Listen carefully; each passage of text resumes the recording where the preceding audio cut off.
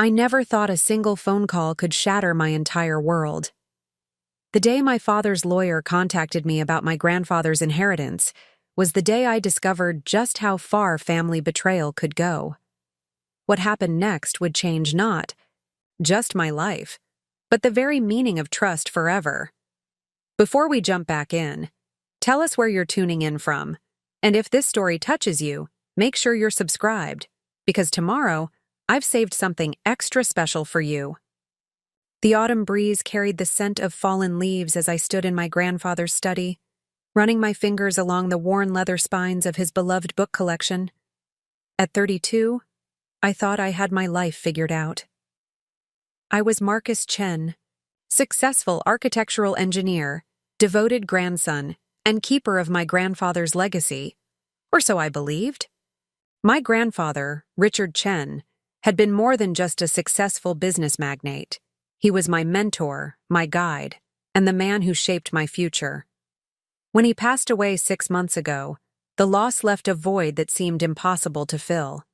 His study, with its rich mahogany desk and walls lined with first editions, remained exactly as he'd left it. I couldn't bring myself to change anything, not even the half-finished crossword puzzle still sitting on his desk. That morning started like any other. I was reviewing blueprints for a new sustainable housing project when my phone rang. The caller ID displayed Harrison and Associates, my grandfather's law firm for over 4 decades. "Mr. Chen, this is James Harrison." The voice on the other end sounded hesitant, unusual for a man I'd known since childhood. "There's something concerning that's come to my attention. Could you come to my office today?" The urgency in his tone made my stomach twist. "Is everything all right, James?" A pause. "It's about your grandfather's estate. There have been some, irregularities." 2 hours later, I sat in James's office, surrounded by the imposing walls of one of Boston's most prestigious law firms. The view of the harbor through floor-to-ceiling windows seemed at odds with the storm brewing inside the room. "Marcus," James began, his fingers drumming nervously on a thick manila folder, "your grandfather left explicit instructions about his estate.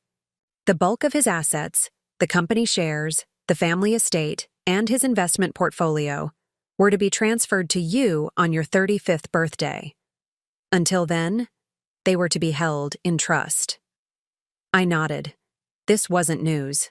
Grandfather had always been clear about his intentions, wanting me to prove myself in my own right before taking over the family legacy.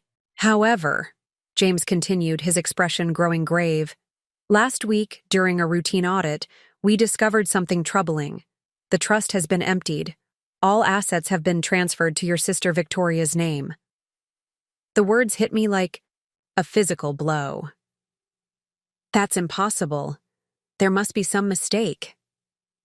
James shook his head, sliding several documents across his desk. "The transfers were executed 3 months ago, shortly after your grandfather's passing. The paperwork appears legitimate, but..." He hesitated. "The signatures authorizing these transfers don't match our records." My hands trembled as I examined the documents. The signatures looked like my grandfather's, but something was off. After years of reviewing architectural plans together, I knew his handwriting intimately. "These are forged," I whispered, the realization hitting me hard. James nodded grimly. "That's my suspicion as well. But here's where it gets complicated. The transfers were authorized by your parents, using their power of attorney.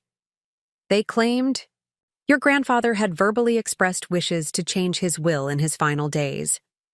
The pieces started falling into place. Victoria, my younger sister, had always been my parents' favorite. While I worked my way through architectural school, she received endless support for her various failed business ventures. While I spent weekends with grandfather learning about business and responsibility, she spent his money on luxury vacations and designer clothes. "Have you contacted Victoria?" I asked, my voice surprisingly steady despite the turmoil inside. "She's aware of the transfers. In fact, James paused, looking uncomfortable. She's already sold some of the company shares and is in the process of listing the family estate for sale. The room seemed to spin. The estate, the grand Victorian mansion where I'd spent countless weekends with grandfather learning about architecture, business, and life. The place where he'd taught me the value of hard work and integrity. The home he'd promised would be mine to preserve for future generations. "What are my options?" I asked, forcing myself to think clearly despite the betrayal threatening to overwhelm me. James leaned forward, his expression determined. "We can fight this, Marcus. The signatures are questionable, and your grandfather's original will was very clear. But it won't be easy. Your parents have significant legal standing with the power of attorney, and Victoria has already begun liquidating assets. We need to act fast." As I sat there staring at the documents that represented my stolen inheritance, I remembered something my grandfather once told me. "Success isn't about what you're given, Marcus. It's about what you do when everything is taken away." I straightened in my chair, feeling a new resolve strengthen my spine. "Then let's act fast, James. My grandfather built his legacy on integrity and hard work. I won't let it be destroyed by greed and deception." Little did I know this was just the beginning of a battle that would test not just my legal rights, but every principle my grandfather had instilled in me. The next few months would reveal just how far my family would go to protect their scheme, and just how much strength I had within me to fight back. The drive home from James Harrison's office felt surreal, the familiar streets of Boston blurring past as my mind raced with implications. I hadn't even reached my apartment when my phone lit up with Victoria's name. For a moment, I considered ignoring it, but grandfather's voice echoed in my memory. "Face your challenges head-on, Marcus. That's how you learn what you're made of." "Hello, Victoria," I answered, keeping my voice neutral despite the anger simmering beneath the surface. "I suppose you've spoken to James," she said, her tone dripping with artificial sweetness. "I was hoping to tell you myself, but things have been so busy with the estate sale preparations." The casual way she mentioned selling our grandfather's home, the place where we'd spent countless Christmases and family gatherings, made my blood boil. "Busy liquidating grandfather's legacy, you mean?" "Oh, Marcus," she sighed, sounding exactly like our mother when she was about to deliver a carefully rehearsed speech. "You're always so dramatic." Grandfather changed his mind near the end. He wanted someone with real business acumen to handle his affairs, not someone who wastes time drawing buildings. I pulled into my parking space, gripping the steering wheel, until my knuckles turned white. "Real business acumen? Is that what you call 7 failed startups in 5 years? "Those were learning experiences," she snapped, her sweet facade cracking.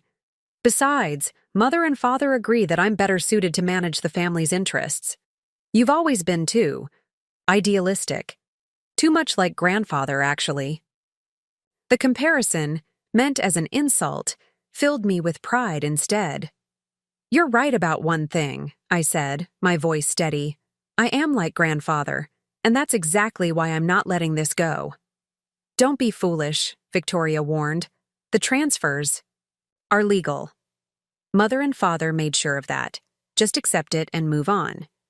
Maybe if you're nice, I'll let you buy some of your precious architectural books from the estate sale." I ended the call without responding, but her words had given me an idea. Walking into my apartment, I headed straight for my home office. Years of working with Grandfather had taught me the value of documentation. While others saw me as just the quiet grandson who loved architecture, I'd been learning, watching, and most importantly, keeping records. Opening my laptop, I began pulling up emails, photographs, and digital records of conversations with Grandfather about his plans for the estate. There were video calls where we'd discussed renovation plans for the mansion, detailed emails about his vision for the company's future, and countless messages reaffirming his intention to pass the legacy to me. But the real treasure was in my Safe. A leather-bound journal grandfather had given me 5 years ago. "Document everything, Marcus," he'd said. "In business and in life, your records are your shield." Inside were detailed notes from our weekly meetings, including discussions about his estate plans and his explicit wishes regarding the distribution of his assets. As I reviewed the materials, patterns began emerging. Dates of suspicious bank transfers, unusual meetings between my parents and certain lawyers, Victoria's sudden interest in family business matters in the months before grandfather's passing. Each piece of evidence was like a brushstroke, gradually painting a picture of calculated deception. I called James immediately. "I need you to look into something," I said, explaining my findings. "There's a pattern here that doesn't add up." James listened intently, occasionally asking for clarification. "This is good, Marcus," he said finally. "Very good. But we need more. We need to prove they knew about your grandfather's true wishes when they made those transfers." "What about grandfather's personal files?" I asked. "He kept everything meticulously organized in his study." "The study at the estate?" James sounded concerned. "Victoria's already restricted access. She's claimed some papers were stolen and implemented strict security measures." I couldn't help but smile. She restricted access to the main study, yes, but grandfather had a second office in the East Wing, one that only he and I used for our weekly meetings. There was a pause on the line. "A second office?" "Behind the library," I confirmed. "It looks like a storage room from the outside." "Victoria never showed any interest in grandfather's business dealings, so she doesn't know about it. And I'm willing to bet there's a reason they're so worried about missing papers."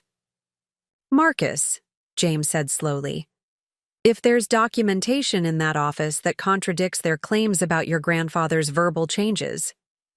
"Exactly," I replied. "But we need to move fast. Once Victoria starts the estate sale, we might lose access completely." We spent the next hour formulating a plan. James would file emergency injunctions to halt any sale proceedings while I focused on documenting everything I could remember about grandfather's last months. But we both knew the real prize was whatever might be hidden in that secret office. As I hung up, I noticed an email from Victoria. "Final estate sale notice. All items must be cleared within 30 days. The countdown had begun. I had 1 month to save not just my inheritance, but my grandfather's entire legacy. Looking at his photograph on my desk, taken on the day I graduated from architectural school, I made a silent promise. "I won't let them erase everything you built, grandfather. Some things are worth fighting for." Opening my planning software, I began creating a detailed timeline of events, just as grandfather had taught me to do with complex architectural projects. Each piece of evidence, each suspicious action, each contradictory statement, everything would be cataloged and analyzed. Victoria might have our parents' support and access to the family's resources, but I had something more valuable: truth, determination, and my grandfather's teachings. "In architecture and in life," he used to say, "the strongest structures are built on solid foundations." It was time to show my family just how solid my foundation really was. Preparing and narrating this story took us a lot of time, so if you are enjoying it, subscribe to our channel. It means a lot to us. Now back to the story. The next morning dawned clear and crisp, a perfect autumn day that belied the tension in my heart. I had arranged to meet James at a small cafe 2 blocks from the estate, wanting to maintain discretion while we finalized our strategy. As I approached, I noticed him already seated at an outdoor table, surrounded by legal documents and wearing an expression of cautious optimism. "I've secured a temporary injunction," he announced as I sat down, sliding a court order across the table. "Victoria can't proceed with the estate sale until we've had a chance to review all relevant documentation. We have 48 hours. I studied the document, noting the official court seal. Only 48 hours? Your sister's lawyers argued that delaying the sale would cause substantial financial hardship, James explained, his tone professional but tinged with disapproval. They claimed she's already entered into binding agreements with several buyers. The judge compromised with a brief window for document review. As we discussed our approach, my phone buzzed with a message from my mother. "Marcus, darling, we need to talk about your behavior. This legal nonsense is causing your sister tremendous stress. Your grandfather would be so disappointed." The irony of her invoking grandfather's disappointment made me think of our last conversation, just days before his passing. He'd been sitting in his favorite leather chair, reviewing my latest architectural proposals for sustainable urban housing. "The mark of a true leader," he'd told me, "isn't in what they build for themselves, but in what they preserve for others." "James," I said, pushing aside my mother's message, "we need to access that hidden office today. Now, while we have legal standing." He nodded, gathering his papers. "I've brought a court-appointed observer and a professional photographer to document everything we find. They're waiting nearby. But Marcus," he paused, his expression serious, "your parents and Victoria will be furious when they realize you know about the secret office." "They've already taken everything else," I replied, standing up. "What more can they do?" The drive to the estate took exactly 12 minutes, each one weighted with purpose. As we pulled up to the ornate iron gates, I could see Victoria's new security team watching us suspiciously. James presented the court order, and after several tense phone calls, we were grudgingly admitted onto the grounds. The mansion looked different somehow, its elegant facade bearing subtle signs of neglect. Dead leaves scattered across the usually immaculate lawn, and several windows had been hastily boarded up in preparation for the sale. My grandfather would have been heartbroken to see his beloved home in such a state. Victoria met us in the grand foyer, her designer outfit and perfectly styled hair a stark contrast to the chaos of half-packed boxes surrounding her. "This is harassment," she declared, waving a manicured hand dismissively. "There's nothing here that changes grandfather's final wishes." "Then you won't mind if we look," I responded, already heading toward the library. Each step felt like a march toward truth, toward vindication. The library itself was a masterpiece of Victorian architecture, with floor-to-ceiling bookshelves and intricate woodwork that had inspired my own love of design. But while others saw only the obvious grandeur, I knew its secrets. Behind a particular shelf, triggered by a specific mechanism, lay the entrance to grandfather's private sanctuary. Victoria's laugh was sharp and mocking as she watched me approach the bookshelf. "Really, Marcus? Looking for secret passages like a child playing detective?" I ignored her, focusing instead on locating the hidden lever, disguised as an unremarkable book spine, that I'd seen grandfather use countless times. With a soft click that seemed to echo through the tension-filled room, the shelf swung outward, revealing a narrow doorway. The silence that followed was absolute. Victoria's smirk vanished, replaced by an expression of genuine shock. Behind me, I heard James quietly instructing the photographer to document everything. The hidden office was exactly as I remembered. It, though a fine layer of dust covered the antique desk and filing cabinets. This was where grandfather had taught me his most important lessons, not just about business and architecture, but about integrity, perseverance, and the true meaning of legacy. "This is impossible," Victoria whispered, her carefully constructed confidence crumbling. "He never. Why didn't he show me this place?" As the photographer documented the room's contents, I moved purposefully to the main filing cabinet. Each drawer was organized with grandfather's characteristic precision, every folder labeled in his distinctive handwriting. And there, in the second drawer, I found exactly what we needed. A folder labeled Estate Planning, Final Provisions, 2024. Inside were detailed documents, all properly notarized and dated just weeks before his passing, explicitly reaffirming his wishes for the estate's distribution. But it was the personal letter, addressed to me and dated the day before he died, that made my hands tremble. My dear Marcus, if you're reading this, then you've remembered our special place and the lessons we shared here. I've watched you grow into a man of principle, someone who understands that true wealth lies not in what we possess, but in what we stand for. Your sister and parents may never understand this, but you do. That's why you, and you alone, are ready to carry forward not just my assets, but my values. Trust in yourself, as I have always trusted in you. With pride and love, grandfather. James's voice broke through my emotions. This changes everything, Marcus.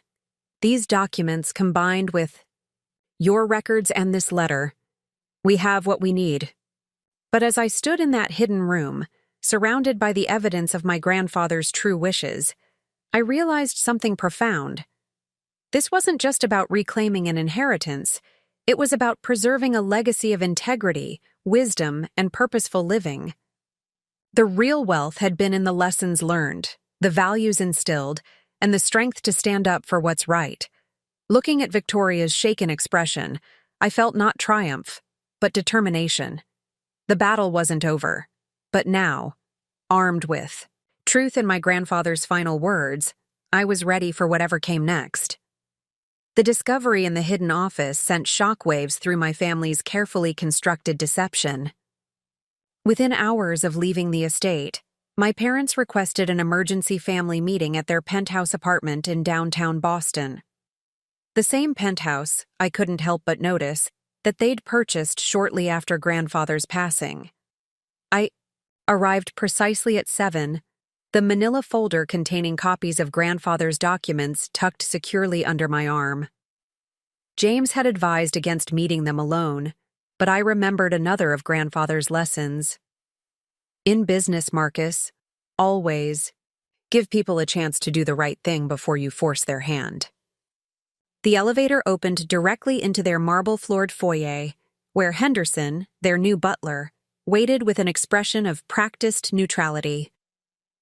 "They're waiting in the study, Mr. Chen," he murmured, gesturing toward the east wing. The study, like everything else in the penthouse, spoke of new money and rushed luxury. Gone were the warm leather chairs and weathered books of grandfather's library, replaced by chrome furniture and abstract art that seemed chosen more for price than appreciation. My parents sat behind a massive glass desk, while Victoria perched on a modernist sofa, her face set in barely contained fury. The contrast between their current surroundings and grandfather's tasteful elegance seemed to perfectly illustrate everything that had gone wrong. "You've caused quite a scene," my father began, his voice carrying that familiar tone of disappointed authority. "Breaking into private areas of the estate, making accusations." "It wasn't breaking in," I interrupted calmly, placing the folder on his desk. As grandfather's intended heir, I had every right to access his private office, the same office, where he documented his true wishes for his legacy. My mother reached for the folder, her perfectly manicured nails scraping against the manila surface. "Marcus, darling, you're not thinking clearly. Your grandfather was old, confused in his final days. We simply helped him put things in order, ensure the estate went to someone more financially responsible." Financially responsible? I couldn't help but laugh. Like the 3 luxury cars Victoria bought last month? Or perhaps you mean the vacation properties you've been viewing in the Hamptons? Victoria stood up, her designer heels clicking against the marble floor. "At least we know how to enjoy success. All you do is work and plan, just like that old man. When was the last time you actually lived?" Her words struck a chord, but not in the way she intended. I thought of all the evenings spent with grandfather, learning about architecture, discussing philosophy, understanding the true meaning of wealth and success. Those moments had shaped me, taught me that real living wasn't about consumption, but Creation. I have something to show you, I said quietly, pulling out my tablet. Before we go any further, you should see this. I played a video recording from 6 months ago, just weeks before Grandfather's passing. In it, he was sitting in his hidden office, looking directly at the camera as he detailed his estate plans and his reasons for choosing me as his heir. The timestamp and digital signature were clearly visible. I choose Marcus, his voice rang. Clear and strong. Not because he is my grandson, but because he understands what I've built goes beyond money. It's about principles, about creating lasting value for others. Victoria, Richard, Margaret. They see only the surface, the wealth. Marcus sees the foundation. The silence that followed was deafening.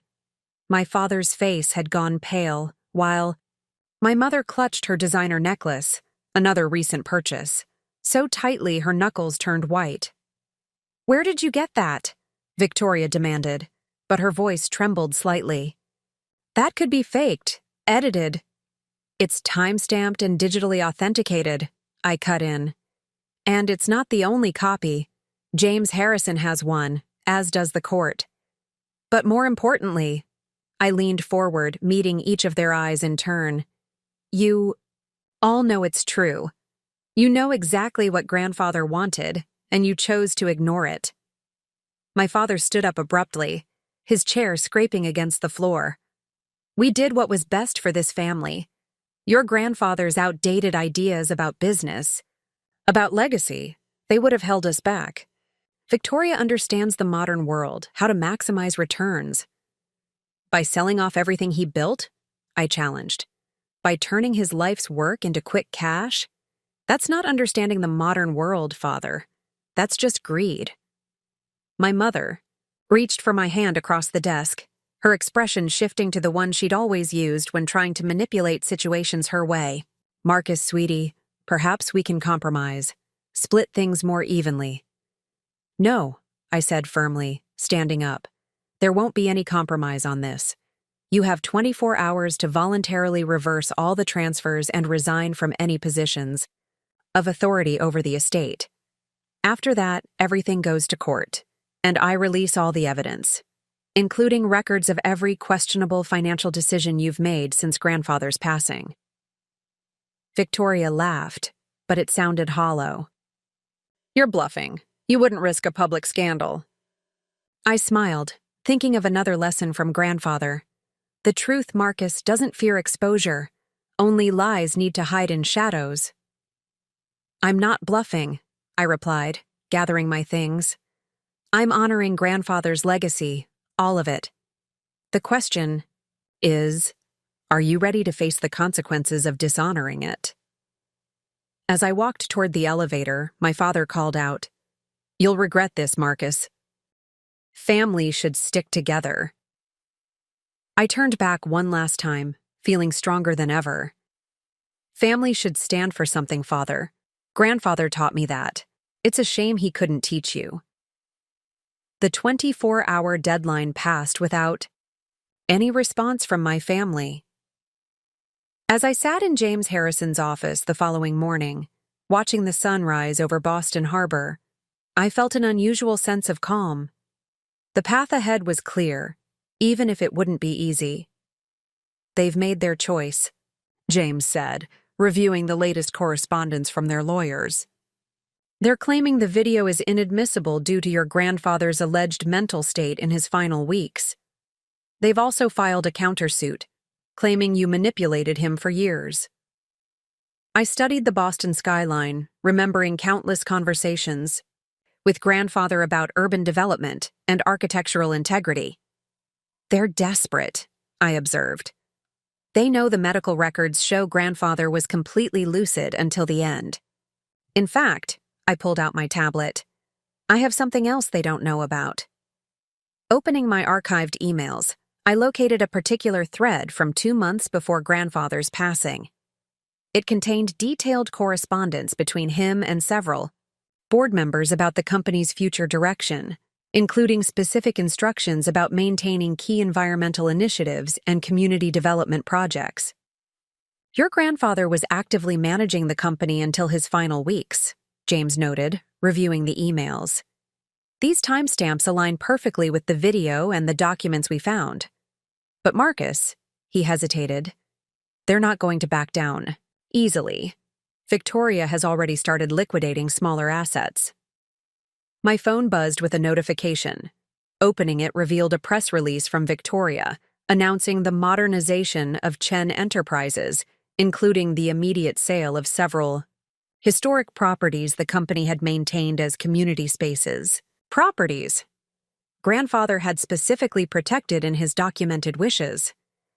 She's trying to create irreversible changes, I said, feeling a fresh wave of determination. But she's also giving us exactly what we need to prove their intentions. Don't align with grandfather's documented wishes. James nodded, reaching for his phone. I'll file for an immediate injunction on all asset sales. But there's something else you should know. He pulled up a news article on his computer. Your sister's husband has been appointed as the new chief financial officer of Chen Enterprises. The board meeting was held yesterday, with your parents, using their temporary control to push through the appointment. The news should have angered me, but instead, it brought clarity. They're not just trying to take the inheritance, I realized. They're attempting to fundamentally change everything grandfather built. His vision, his principles, all of it. Standing up, I walked to the window, watching the city come alive below. Grandfather had taught me that every building, every development, project had to serve a greater purpose than just profit. A city is only as strong as its community, he used to say. We build not just for today, but for generations to come. James, I turned back to face him. I want to call an emergency shareholders meeting. He looked surprised. You don't have the authority. Not yet, I agreed. But I have something more valuable.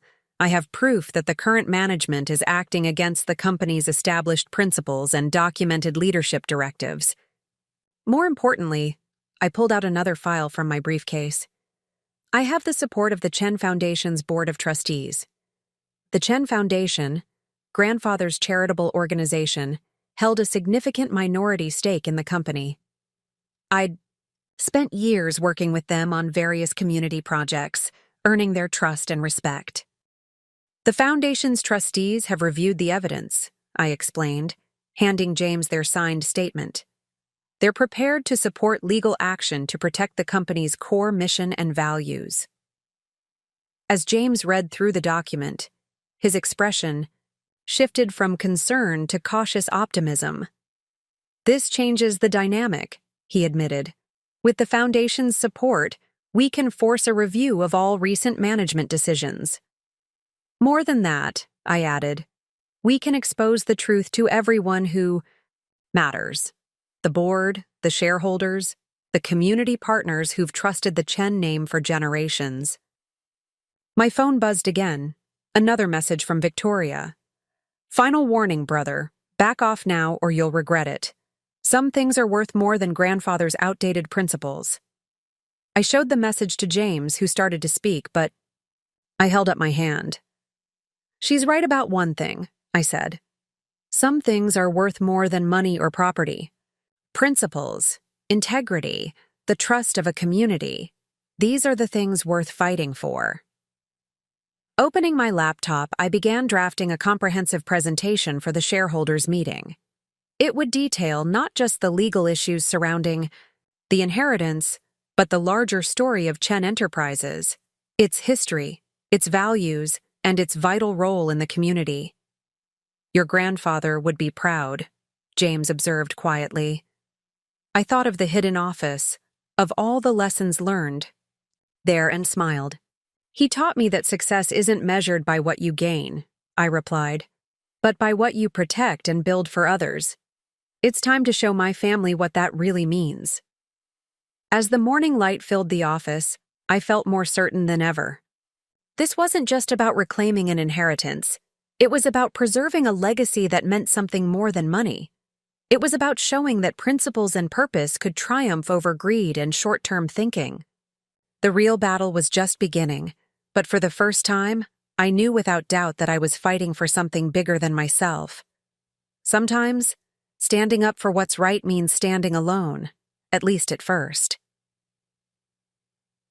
The Grand Conference Room at the Chen Enterprises headquarters buzzed with tension as shareholders filed in for the emergency meeting. Floor-to-ceiling windows offered sweeping views of the Boston skyline, a skyline shaped, in part, by my grandfather's vision over decades of thoughtful development.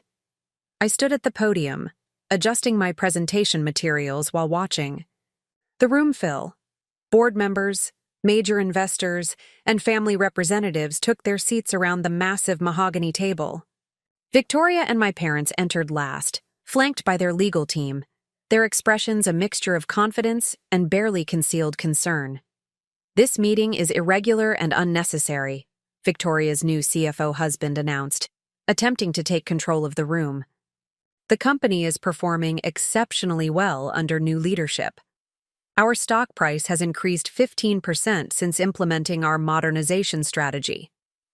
"Short-term gains at the cost of long-term stability," I responded, my voice carrying clearly through the room. "But before we discuss performance metrics, there's something more fundamental at stake here." Activating the presentation screen, I displayed the first slide, a photograph of Chen Enterprises' first development project from 1975. The image showed my grandfather standing before a mixed-use development that had transformed a struggling neighborhood into a thriving community hub. Chen Enterprises was founded on a principle, I began, meeting the eyes of each person in the room. That principle wasn't maximizing quarterly profits or rapid asset liquidation. It was about building sustainable value for our shareholders, yes, but also for the communities we serve. I advanced through carefully chosen images, affordable housing developments that had revitalized neighborhoods, green spaces preserved against commercial pressure, historic buildings renovated to serve modern needs while maintaining their cultural significance. In the past 3 months, I continued, the new management has initiated the sale of 37 community properties. Properties that have been profitable, but more importantly, have served as anchors for local businesses and residents.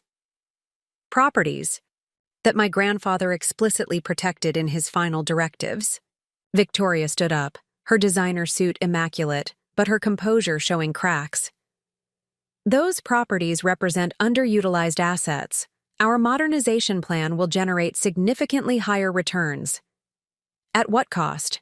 I interrupted, switching to a new slide showing the impact analysis of their sales.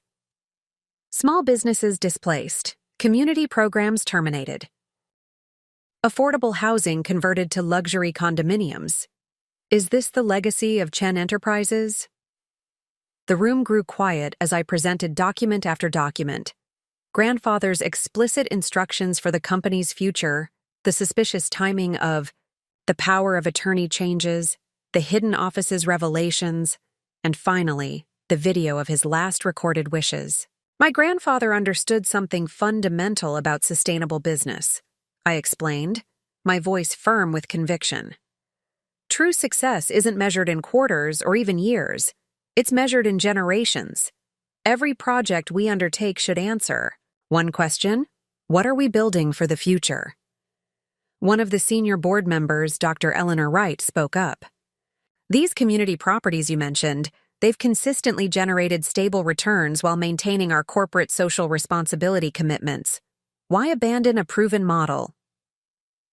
Before Victoria or my parents could respond, I displayed the next set of financial projections. Under the new management, short-term profits would indeed spike, but look at the long-term forecasts. The graphs told a clear story of unsustainable growth, followed by inevitable decline. "This isn't just about numbers," I continued. "It's about trust. Trust from our community partners, our employees, our stakeholders. Trust that took decades to build and can be lost in moments." My father stood up, his face flushed. You're arguing against progress, against modernization. The business world has changed. Has it? I challenged. Has integrity become outdated? Has community responsibility become obsolete? Or have we simply forgotten what true progress looks like? I revealed my final slide, a comprehensive plan for Chen Enterprises' future that honored grandfather's vision while embracing genuine innovation, sustainable development projects, technology integration in historic preservation, community-focused urban renewal, all designed to generate both profit and positive impact. The choice before us today, I concluded, isn't between tradition and progress. It's between short-term thinking and lasting value, between expedience and integrity, between what's easy and what's right. The room erupted in discussion. Board members huddled in intense conversation while shareholders consulted with their advisors. Victoria and my parents sat in stony silence, their earlier confidence visibly shaken. Dr. Wright stood up again. I move for an immediate vote to suspend all asset sales pending a full review of the company's current direction and leadership structure. The motion passed overwhelmingly. As the meeting adjourned, I caught sight of my reflection in the window. I was standing exactly where grandfather used to stand, defending the same principles he had taught me to value. A senior investor approached me, extending his hand. "Your grandfather would be proud," he said quietly. "He always said the Chen name stood for something more than profit. Today, you proved him right." Walking out of the conference room, I felt a profound sense of purpose. The battle wasn't over. There would be legal challenges and family conflicts ahead. But today had shown that standing up for what's right, even against overwhelming odds, could make a difference.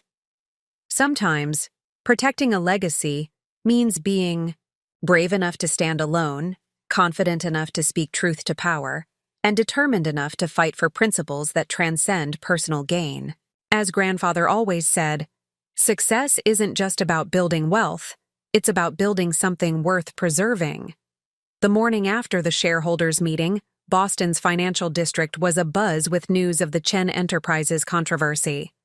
As I walked into the courthouse for our first major hearing, reporters clustered around the entrance, their questions echoing off the granite facade. "Mr. Chen, what do you say to accusations that you're undermining your family's control of the company? Ms. Chen claims you're acting out of personal resentment. Your response?" I moved through the crowd silently, remembering grandfather's advice about handling public scrutiny. Let your actions speak louder than your words, Marcus. In time, truth reveals itself. Inside the courtroom, James Harrison was already setting up our materials, his methodical organization reflecting years of legal expertise. Victoria and my parents sat on the opposite side with their legal team, led by Preston Wallace, one of Boston's most aggressive corporate attorneys. Judge Eleanor Blackwood entered, her reputation for fairness preceding her. As the proceedings began, Wallace immediately went on the offensive. "Your Honor, this case is fundamentally about a grandson's inability to accept his grandfather's final wishes," Wallace declared. Mr. Richard Chen and his wife, acting with power of attorney, simply carried out the deceased's verbal instructions regarding the distribution of his estate. James stood, his calm demeanor a stark contrast to Wallace's theatrical presentation. "Your Honor, we have concrete evidence that these supposed verbal instructions not only contradicted Mr. Chen Sr.'s written directives, but were fabricated after his death. The power of attorney was used not to execute his wishes, but to subvert them." The judge leaned forward. "Mr. Harrison, these are serious allegations. What evidence supports your claims?" For the next hour, James methodically presented our case. The authenticated video from the hidden office, the time-stamped emails, the suspicious timing of the property transfers, and most damaging, financial records showing how quickly my Family had begun liquidating assets against grandfather's explicit written instructions. Furthermore, James continued, we have testimony from Mr. Chen Sr.'s personal physician, Dr. Sarah Mitchell, confirming his mental acuity until his final days. Dr. Mitchell documented specific conversations where Mr. Chen Sr. reaffirmed his estate plans consistent with his written directives. Wallace attempted to object, but Judge Blackwood raised her hand. I'd like to hear from the principals directly, she announced. Mr. Marcus Chen, please approach. Standing before the bench, I felt the weight of grandfather's legacy on my shoulders. Your Honor, this case isn't simply about inheritance. It's about preserving the principles and vision that built Chen Enterprises. My grandfather believed in creating lasting value, in building not just for profit, but for community benefit. The current management's actions directly contradict everything he stood for. And you believe you're better suited to carry forward this vision? The judge inquired. I believe in honoring it, I responded. My grandfather spent years teaching me about responsible development, about balancing progress with preservation. The documents we've presented show his clear intent for me to continue this work. Victoria's sharp laugh cut through the courtroom. The judge turned to her. Ms. Chen, you have something to add? My sister approached the bench, her expensive suit and confident demeanor carefully crafted for effect. Your Honor, my brother lives in the past. Our parents recognize that I understand modern business realities. The company needs to evolve, to maximize its potential. These community properties he's so concerned about, they're underperforming assets holding us back. Interesting perspective, Judge Blackwood noted. Tell me, Ms. Chen, are you familiar with the Chen Foundation's charitable trust requirements? Victoria's confidence wavered slightly. I leave those details to our legal team. Then perhaps you're unaware that your recent property sales have placed the company in violation of its charitable obligations?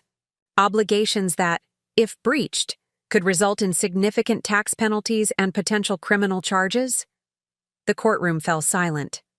Wallace quickly stood, attempting to intervene, but the judge continued. I've reviewed the evidence presented. The video testimony, the documented directives, the financial records, and, most importantly, the pattern of actions following Mr. Chen Sr.'s death. She turned to my parents. The power of attorney grants significant authority, but it does not override clear, documented wishes of the deceased.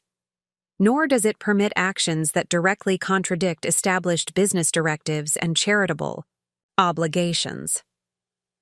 Looking back at the full courtroom, Judge Blackwood delivered her ruling. I am issuing an immediate injunction freezing all asset sales and management changes. Furthermore, I'm appointing an independent trustee to review all transactions made since Mr. Chen Sr.'s death. Mr. Marcus Chen's claim to the inheritance appears substantially supported by the evidence. A full hearing will be scheduled to finalize these matters. As the courtroom erupted in murmurs, I caught sight of my mother's face, a mixture of shock and something else. Fear? Perhaps she was finally realizing the consequences of their actions. Walking out of the courthouse, I remembered another of grandfather's lessons. Success built on deception is like a house built on sand. It may stand for a while, but eventually, truth will wash away its foundation. The legal battle was far from over, but today marked a crucial victory, not just for me, but for everything grandfather had worked to build.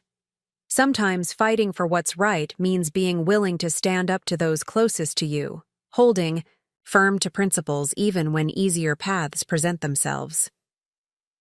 Outside, the afternoon sun cast long shadows across the courthouse steps. A group of community leaders whose neighborhoods had been threatened by Victoria's sales waited to express their support. Their presence reminded me that this fight was about more than family dynamics or corporate control. It was about protecting a legacy that touched countless lives. The following weeks brought intense scrutiny to Chen Enterprises as the court appointed Trustee Dr. Rebecca Morrison conducted her comprehensive review. Her reputation for thoroughness in corporate investigations made her an ideal choice for unraveling the complex web of transactions that had followed grandfather's passing. I sat in my office at Chen Enterprises headquarters, reviewing the preliminary findings she had submitted. The documents painted a disturbing picture of systematic manipulation that went beyond even my initial suspicions.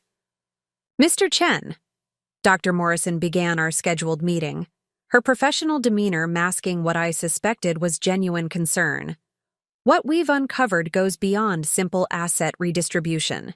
There appears to be a pattern of deliberate financial obscurement dating back to the weeks immediately preceding your grandfather's death."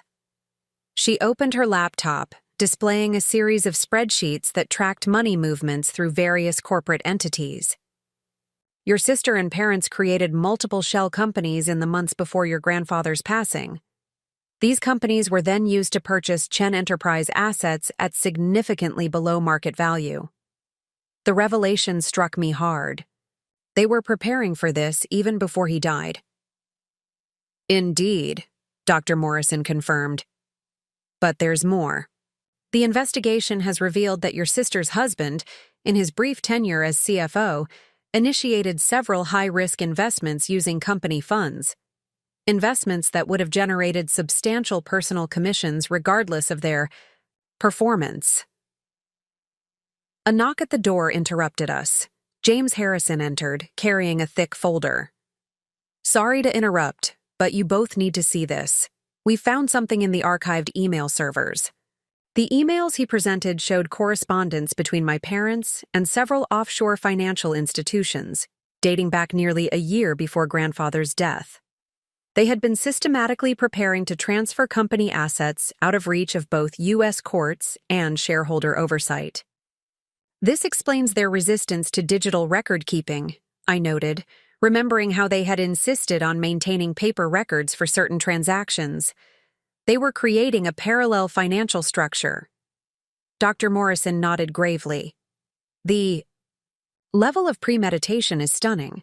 They weren't just planning to redirect your inheritance, they were attempting to dismantle the entire corporate governance structure your grandfather had established." As we discussed the implications, my phone buzzed with a news alert. Victoria had called a press conference. On the screen, she stood before reporters, playing the role of the wronged daughter perfectly. "My brother's actions have forced us to take drastic measures," she announced, her voice trembling with well-practiced emotion.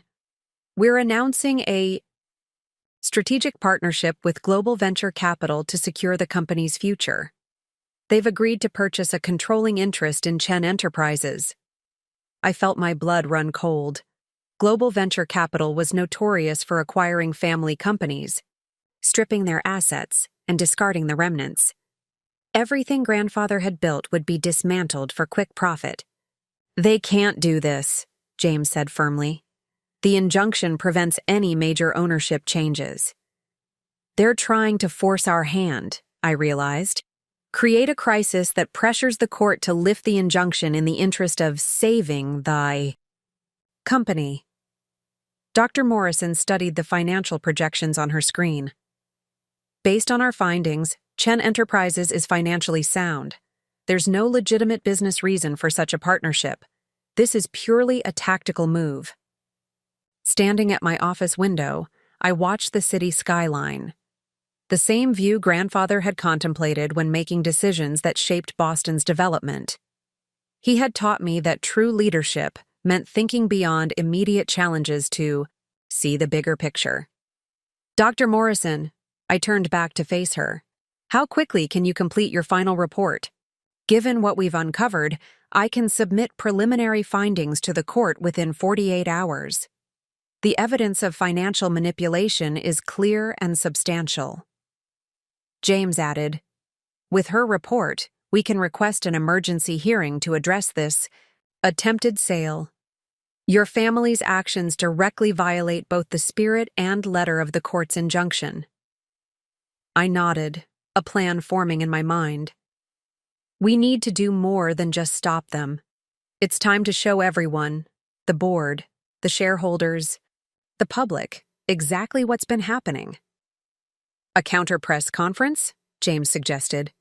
No, I replied, remembering another of grandfather's lessons.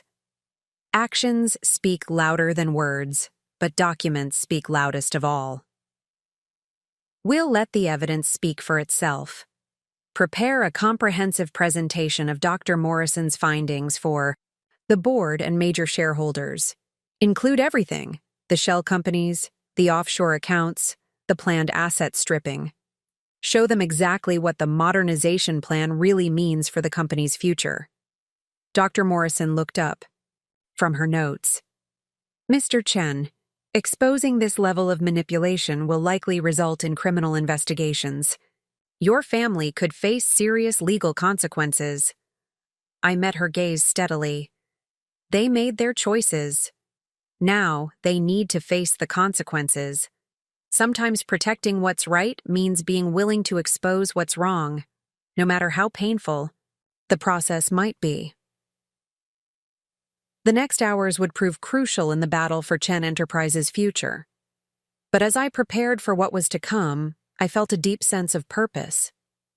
Sometimes the hardest decisions are also the clearest ones, when principle and necessity align to show us the path forward.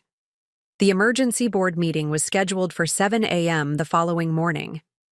As dawn broke over Boston, the Chen Enterprises boardroom filled with directors, major shareholders, and legal representatives.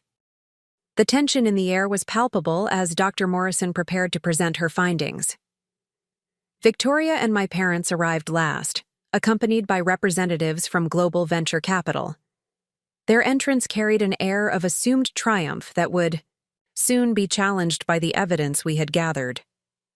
Before we begin, Victoria announced, striding to the front of the room, I want to emphasize the tremendous opportunity before us. Global Venture Capital's offer represents a premium of 30% over our current stock price.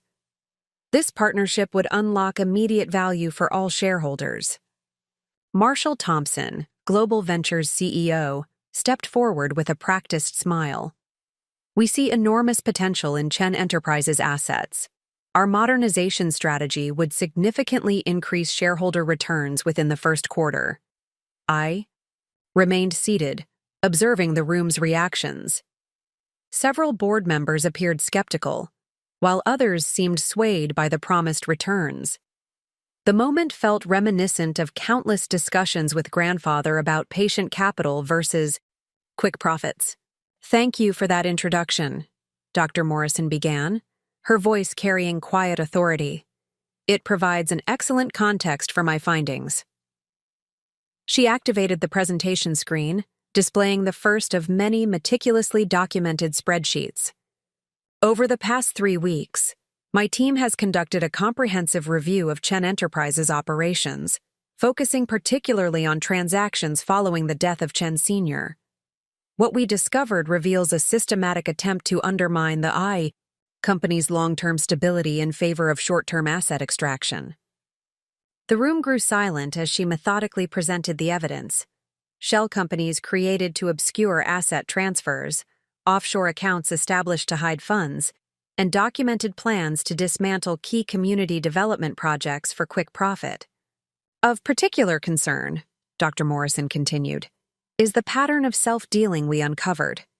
She displayed emails showing how Victoria and her husband had positioned themselves to profit personally from the proposed global venture capital deal through hidden ownership structures in the shell companies. Marshall Thompson's practiced smile faltered. Several board members began whispering among themselves, their expressions shifting from skepticism to concern. Furthermore, Dr. Morrison added, our investigation revealed that the current management team knowingly violated multiple corporate governance provisions and charitable trust requirements. These violations expose the company to significant legal and financial risks. I stood then, addressing the room with calm conviction. Chen Enterprises was built on a foundation of integrity and long-term vision. My grandfather understood that sustainable success comes from creating real value, not just extracting quick profits. Opening my laptop, I displayed my alternative proposal, a comprehensive plan for responsible growth that honored both shareholder interests and community commitments. We don't need outside rescue from a company known for asset stripping. Chen Enterprises remains fundamentally strong, provided we stay true to our core principles. Victoria attempted to interject, but Dr. Morrison wasn't finished. She revealed the most damaging evidence, documented proof that my parents had begun manipulating company records before grandfather's death, preparing for their takeover even as he lay ill. The revelation hit hard. Several board members visibly recoiled. Marshall Thompson quietly gathered his papers and left the room, recognizing that his planned acquisition was now untenable. In light of these findings, Dr. Wright, the senior board member, spoke up. I move for an immediate vote to suspend current management and halt all discussions with global venture capital. The vote was unanimous. Victoria, her face ashen, was escorted from the boardroom by security. My parents followed, their carefully constructed scheme collapsing around them. As the meeting concluded, I remained behind, studying grandfather's portrait on the boardroom wall. His expression seemed to hold both sadness and determination, emotions I now deeply understood. Dr. Morrison approached, gathering her materials. Your grandfather built something remarkable here, she observed. It's more than just a successful company. It's a model for responsible corporate leadership. I nodded, remembering his words about the true measure of success. He always said that profit without purpose is empty, but purpose with profit is sustainable. Everything he built was meant to last, to serve something greater than immediate gains. The morning sun now filled the boardroom, illuminating the city skyline beyond, a landscape shaped by decades of thoughtful development under grandfather's leadership. In exposing the truth, we had done more than just stop a harmful takeover. We had reaffirmed the principles that made Chen Enterprises worth fighting for. The path ahead would require careful stewardship to rebuild trust and strengthen corporate governance. But sometimes, the most important victories come not from what we gain, but from what we prevent from being lost. In protecting grandfather's legacy, we had preserved something valuable, not just for our shareholders, but for the entire community he had served so faithfully. In the weeks following the emergency board meeting, Chen Enterprises entered a period of careful reconstruction. The board appointed me as interim CEO with a mandate to stabilize the company and restore its original mission. The task ahead was substantial, but I drew strength from the principles grandfather had instilled in me. My first morning as CEO, I arrived early at the office before sunrise. Standing in grandfather's old office, now mine, I reflected on the responsibility before me. The morning light gradually illuminated the scale models of past projects that lined the walls, each representing not just a development, but a community transformed. A knock at the door interrupted my thoughts. Sarah Chen, our head of community relations and no relation to our family, entered with a stack of reports. Her decades of service to the company made her insights invaluable. The community partners are understandably concerned, she began, settling into a chair. Victoria's attempts to sell their properties may have been stopped, but trust has been damaged. They need reassurance that Chen Enterprises remains committed to its original mission. Studied the impact reports she'd brought. Each detailed the ripple effects of Victoria's brief but tumultuous leadership, suspended community programs, delayed maintenance on affordable housing units, canceled educational initiatives. The human cost of pure profit-seeking was clearly documented. We need to do more than just restore what was threatened, I responded, an idea forming. We need to demonstrate our renewed commitment in a way that leaves no doubt about our direction. Over the next several hours, we developed a comprehensive restoration plan. It went beyond simply reinstating suspended programs. It expanded them, creating new opportunities for community engagement and sustainable development. The centerpiece would be the Chen Community Innovation Center, a project grandfather had envisioned but never had the chance to implement. The center would provide workspace for local entrepreneurs, educational facilities for job training, and community gathering spaces, all integrated into an environmentally sustainable building that would showcase the company's commitment to responsible development. As we worked, Dr. Morrison arrived with her final report on the company's finances. The damage from their schemes, while significant, is not irreparable, she explained. The company's core operations remained strong despite their attempts at asset stripping. However, there is something else you should see. She revealed documentation showing that several loyal employees had quietly resisted Victoria's most damaging initiatives, finding ways to delay or minimize their impact. Middle managers had protected key community projects through creative budgeting, while project leaders had maintained relationships with community partners even as official support was withdrawn. They remembered your grandfather's principles, Dr. Morrison observed. Even without direct leadership, they stayed true to the company's real mission. This discovery sparked another initiative. We established the Chen Excellence Awards, recognizing employees who demonstrated exceptional commitment to the company's values of community service and responsible development. The first recipients would be those who had protected the company's principles during its darkest hours. By mid-morning, James Harrison arrived with news from the legal front. The criminal investigation into Victoria and your parents' actions is proceeding, he reported. The evidence is overwhelming. They're facing serious charges of financial fraud and breach of fiduciary duty. The news brought no joy, only a sense of necessary justice. Have they made any attempt to contact us? I asked. Victoria has fled. To Europe, James replied. Your parents' lawyers have approached about a potential plea deal. They're finally realizing the full consequences of their actions. I turned to the window, watching construction crews at work on a company project across the street, an affordable housing development that Victoria had tried to convert to luxury condominiums. The project was back on track, its original mission preserved. Send them a message, I decided. Tell them that while the company will cooperate fully with the investigation, we're not interested in revenge. What matters now is rebuilding what they tried to destroy. Sarah nodded approvingly. Your grandfather always said that the true test of leadership isn't how you handle success, but how you respond to challenges. The rest of the day was filled with meetings, reassuring investors, reconnecting with community partners, and working with the board to strengthen corporate governance. Each interaction reinforced what grandfather had always taught me, that business leadership carried a responsibility beyond profit margins. As evening approached, I found myself back in the hidden office where this journey had begun. The room remained unchanged, a testament to principles that had weathered the storm of greed and betrayal. On the desk, I placed a new photograph alongside grandfather's. The groundbreaking ceremony for the Community Innovation Center, scheduled for the following month. The company was healing, its mission renewed and strengthened by the challenge it had faced.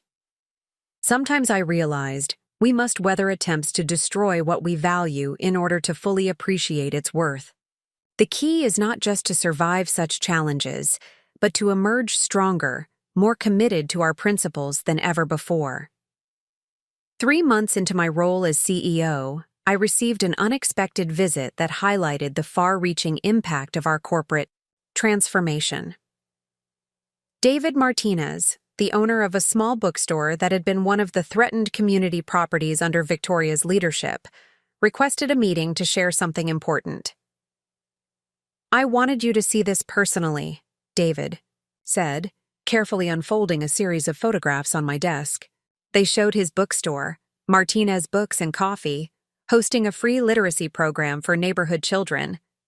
The images captured young faces filled with excitement as they discovered the joy of reading. When your sister tried to terminate our lease, we nearly lost everything, he explained, his voice steady but emotional. This store has been in my family for 3 generations, but it's more than just a business.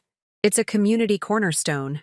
These literacy programs reach over 200 children from underserved neighborhoods.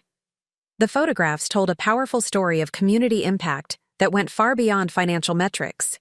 Under the new management structure we'd implemented, not only had we secured David's lease, but we'd also established a grant program to help similar small businesses expand their community outreach initiatives. Later that afternoon, I met with our newly formed Community Advisory Board, a diverse group of local leaders who provided direct feedback on Chen Enterprises' impact and initiatives. Dr. Sarah Thompson, a prominent urban development researcher, presented her findings on the company's influence on Boston's social fabric.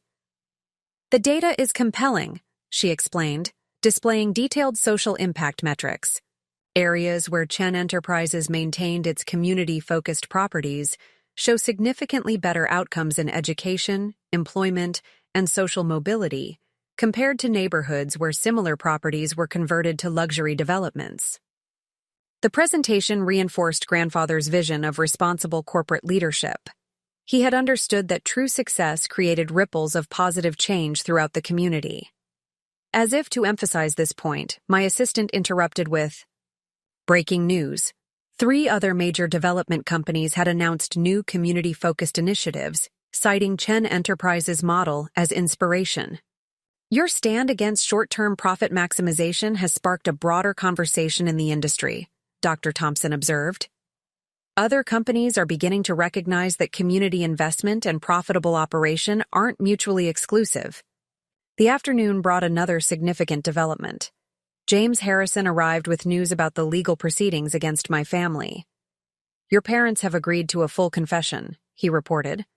"They'll return all misappropriated funds and resign from any remaining positions of influence in the company."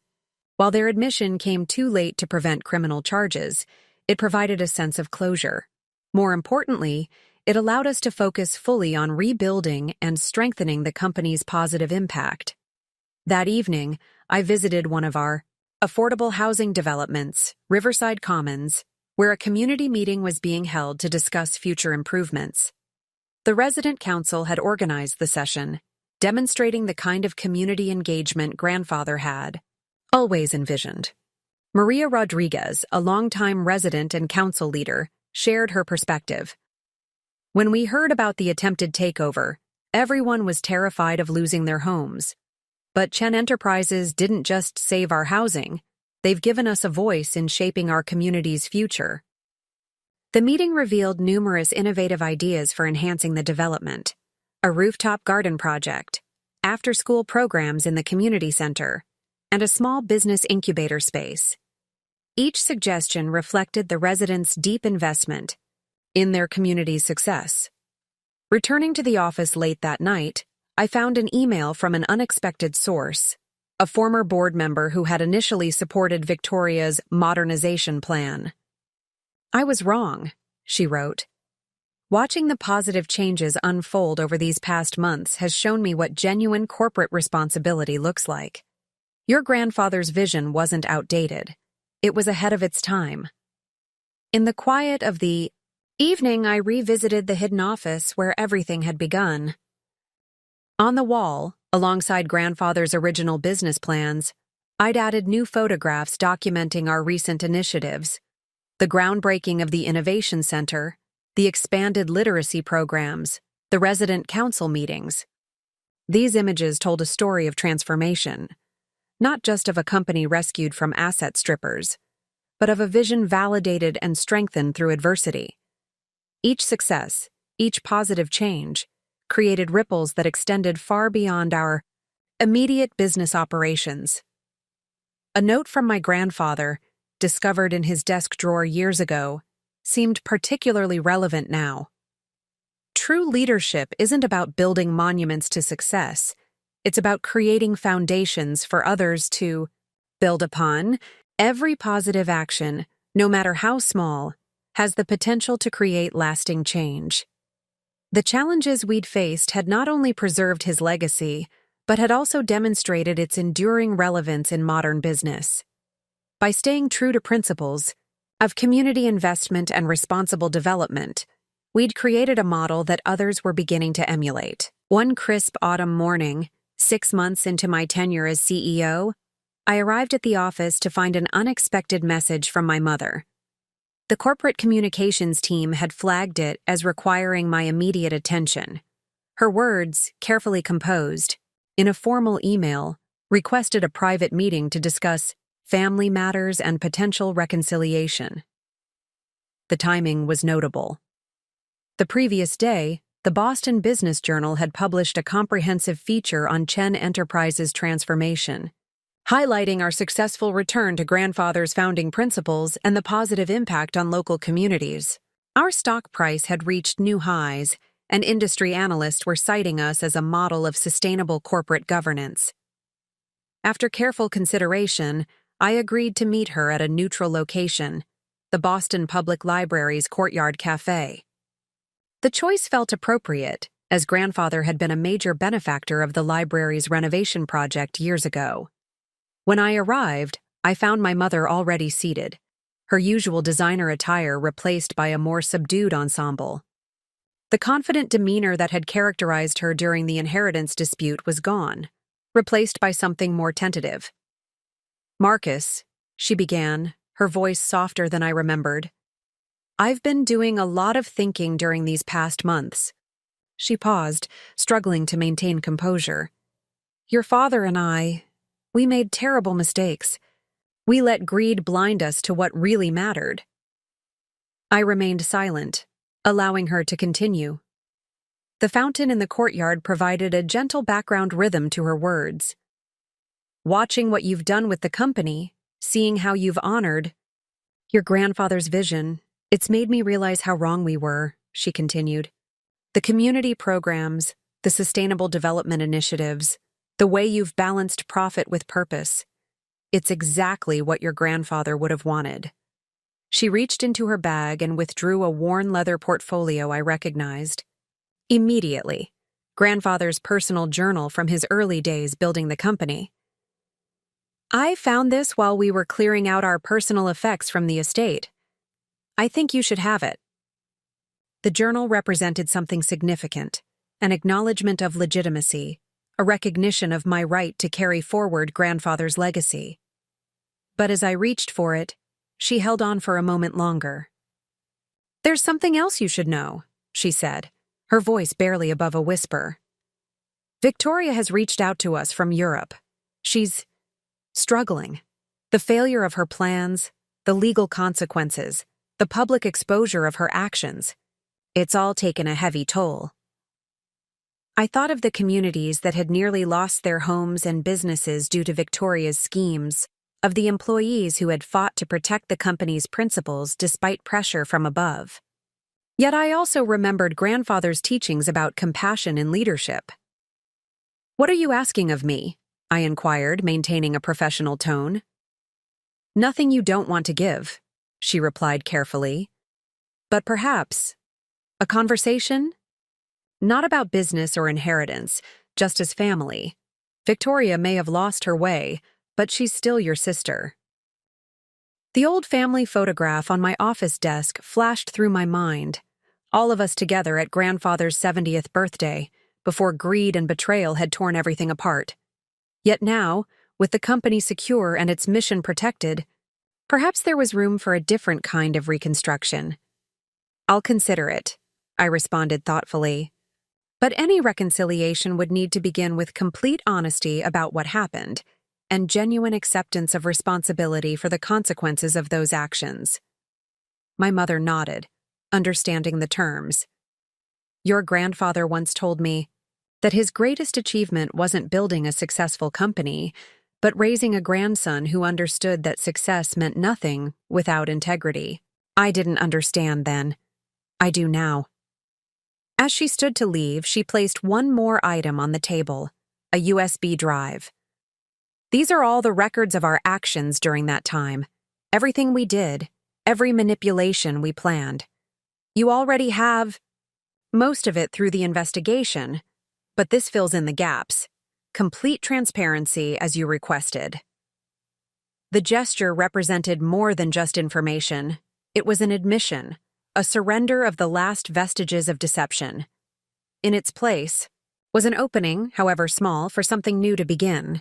Walking back to the office afterward, I reflected on grandfather's frequent reminders that the hardest business decisions often involved balancing justice with mercy. The company had survived its crisis and emerged stronger. Perhaps now, with proper boundaries and expectations, there was room for family healing as well. That evening, as I added grandfather's journal to the collection in the hidden office, I found a quote he had underlined years ago. "The true measure of leadership is not in the victories we claim, but in the wisdom we show in their aftermath." The next chapter would require careful navigation, but the foundations, both corporate and personal, were finally stable enough to build upon.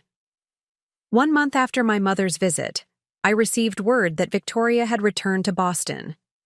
The news came through James Harrison, who had been contacted by her new legal representation. Unlike our mother's carefully orchestrated approach, Victoria's return carried a different weight. She had surrendered herself to authorities to face the consequences of her actions.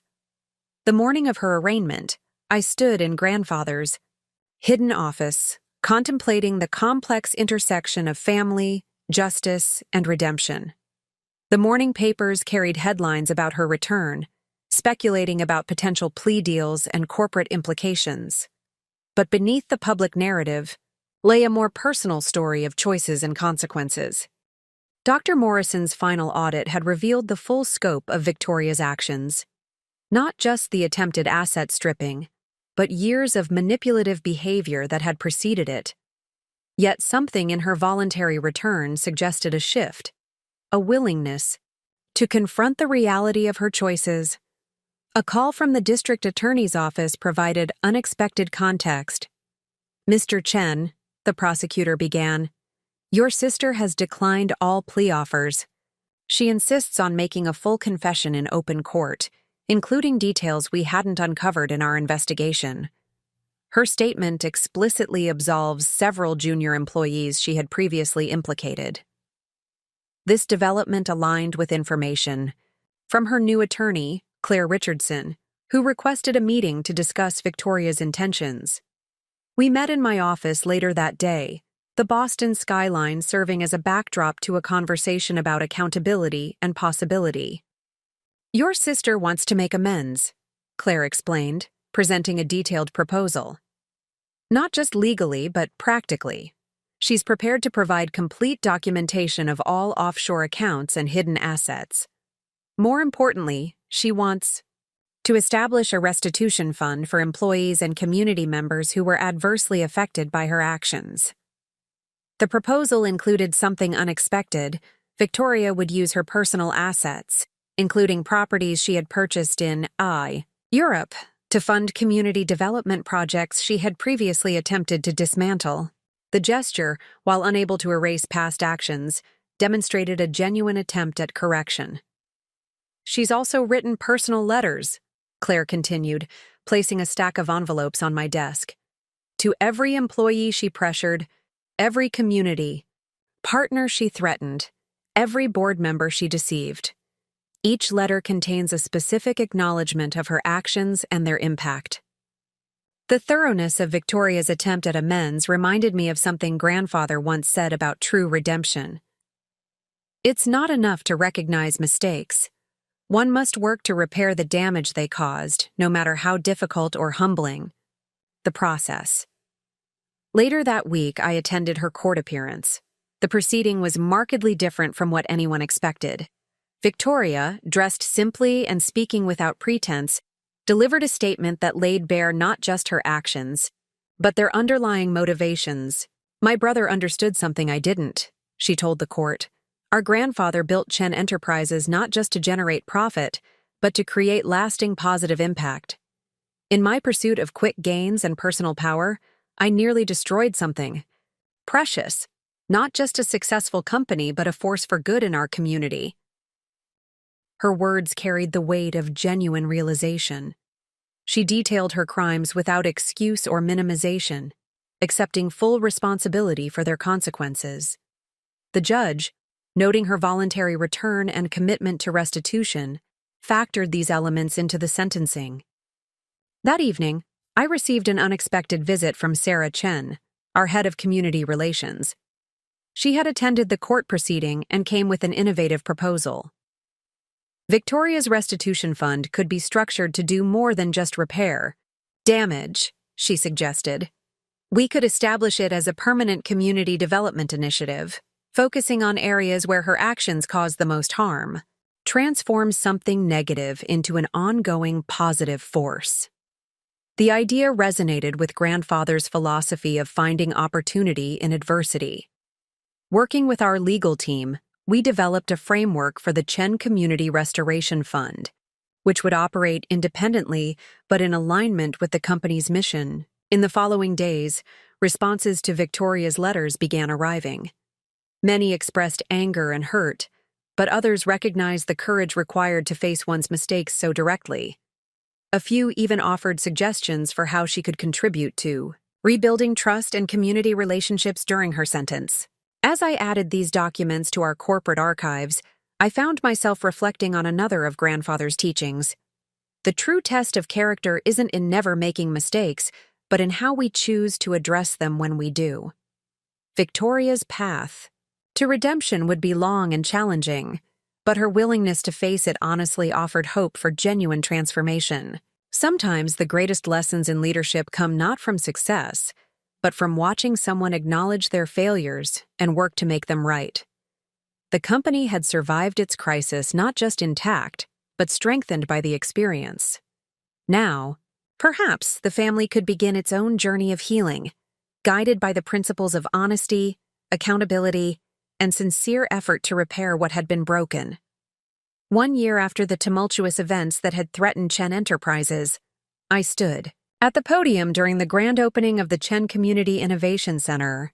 The building, with its sustainable design and integrated community spaces, represented everything grandfather had envisioned for the company's future.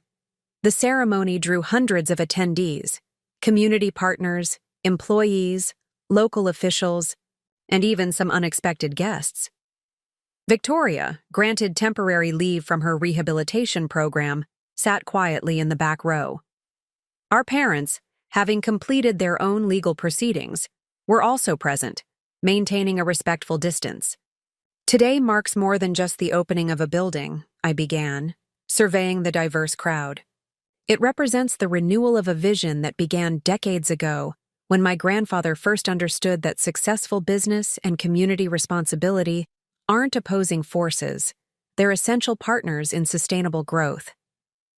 The Innovation Center embodied this philosophy in every detail. Its ground floor housed an expanded version of David Martinez's bookstore, now a thriving community hub. The upper levels contained affordable workspace for local entrepreneurs, educational facilities, and a state-of-the-art environmental research center. Dr. Eleanor Wright, who had supported our fight against the attempted takeover, presented the center's impact projections. Initial data suggests this facility will serve over 5,000 community members annually through various programs. More importantly, it's already inspiring similar initiatives across the country. Indeed, the past year had seen a remarkable transformation in corporate attitudes toward community development. Several major companies had launched their own versions of our integrated community business model, citing Chen Enterprises as their inspiration. Following the formal ceremonies, I led a tour of the facility. The first stop was the Chen Legacy Gallery, where photographs and documents told the story of the company's evolution, including the recent crisis and renewal. We had chosen to include this difficult chapter, believing that transparency about past challenges strengthened our commitment to future integrity. Sarah Chen, who had been instrumental in developing the center's programs, pointed out a particular display that captured attention. It showed the contrast between Victoria's original plans for asset liquidation and the current reality of community revitalization. "This isn't just about what we prevented," she explained to the tour group. "It's about what we created instead." Every space in this building represents a choice to prioritize long-term community benefit over short-term profit. The tour concluded in the rooftop garden, where local students were already tending to vegetable plots as part of an urban agriculture program. The view encompassed much of Boston, including several Chen Enterprises properties that had been protected and enhanced during the past year. Later that afternoon, I received an unexpected visit in my office. Victoria, accompanied by her program supervisor, requested a brief meeting. Her appearance had changed dramatically. Gone were the designer, clothes, and artificial confidence, replaced by simple attire and genuine humility. "The Innovation Center," she began hesitantly. "It's exactly what Grandfather would have wanted. I see that now. I see so many things clearly now that I was blind to before."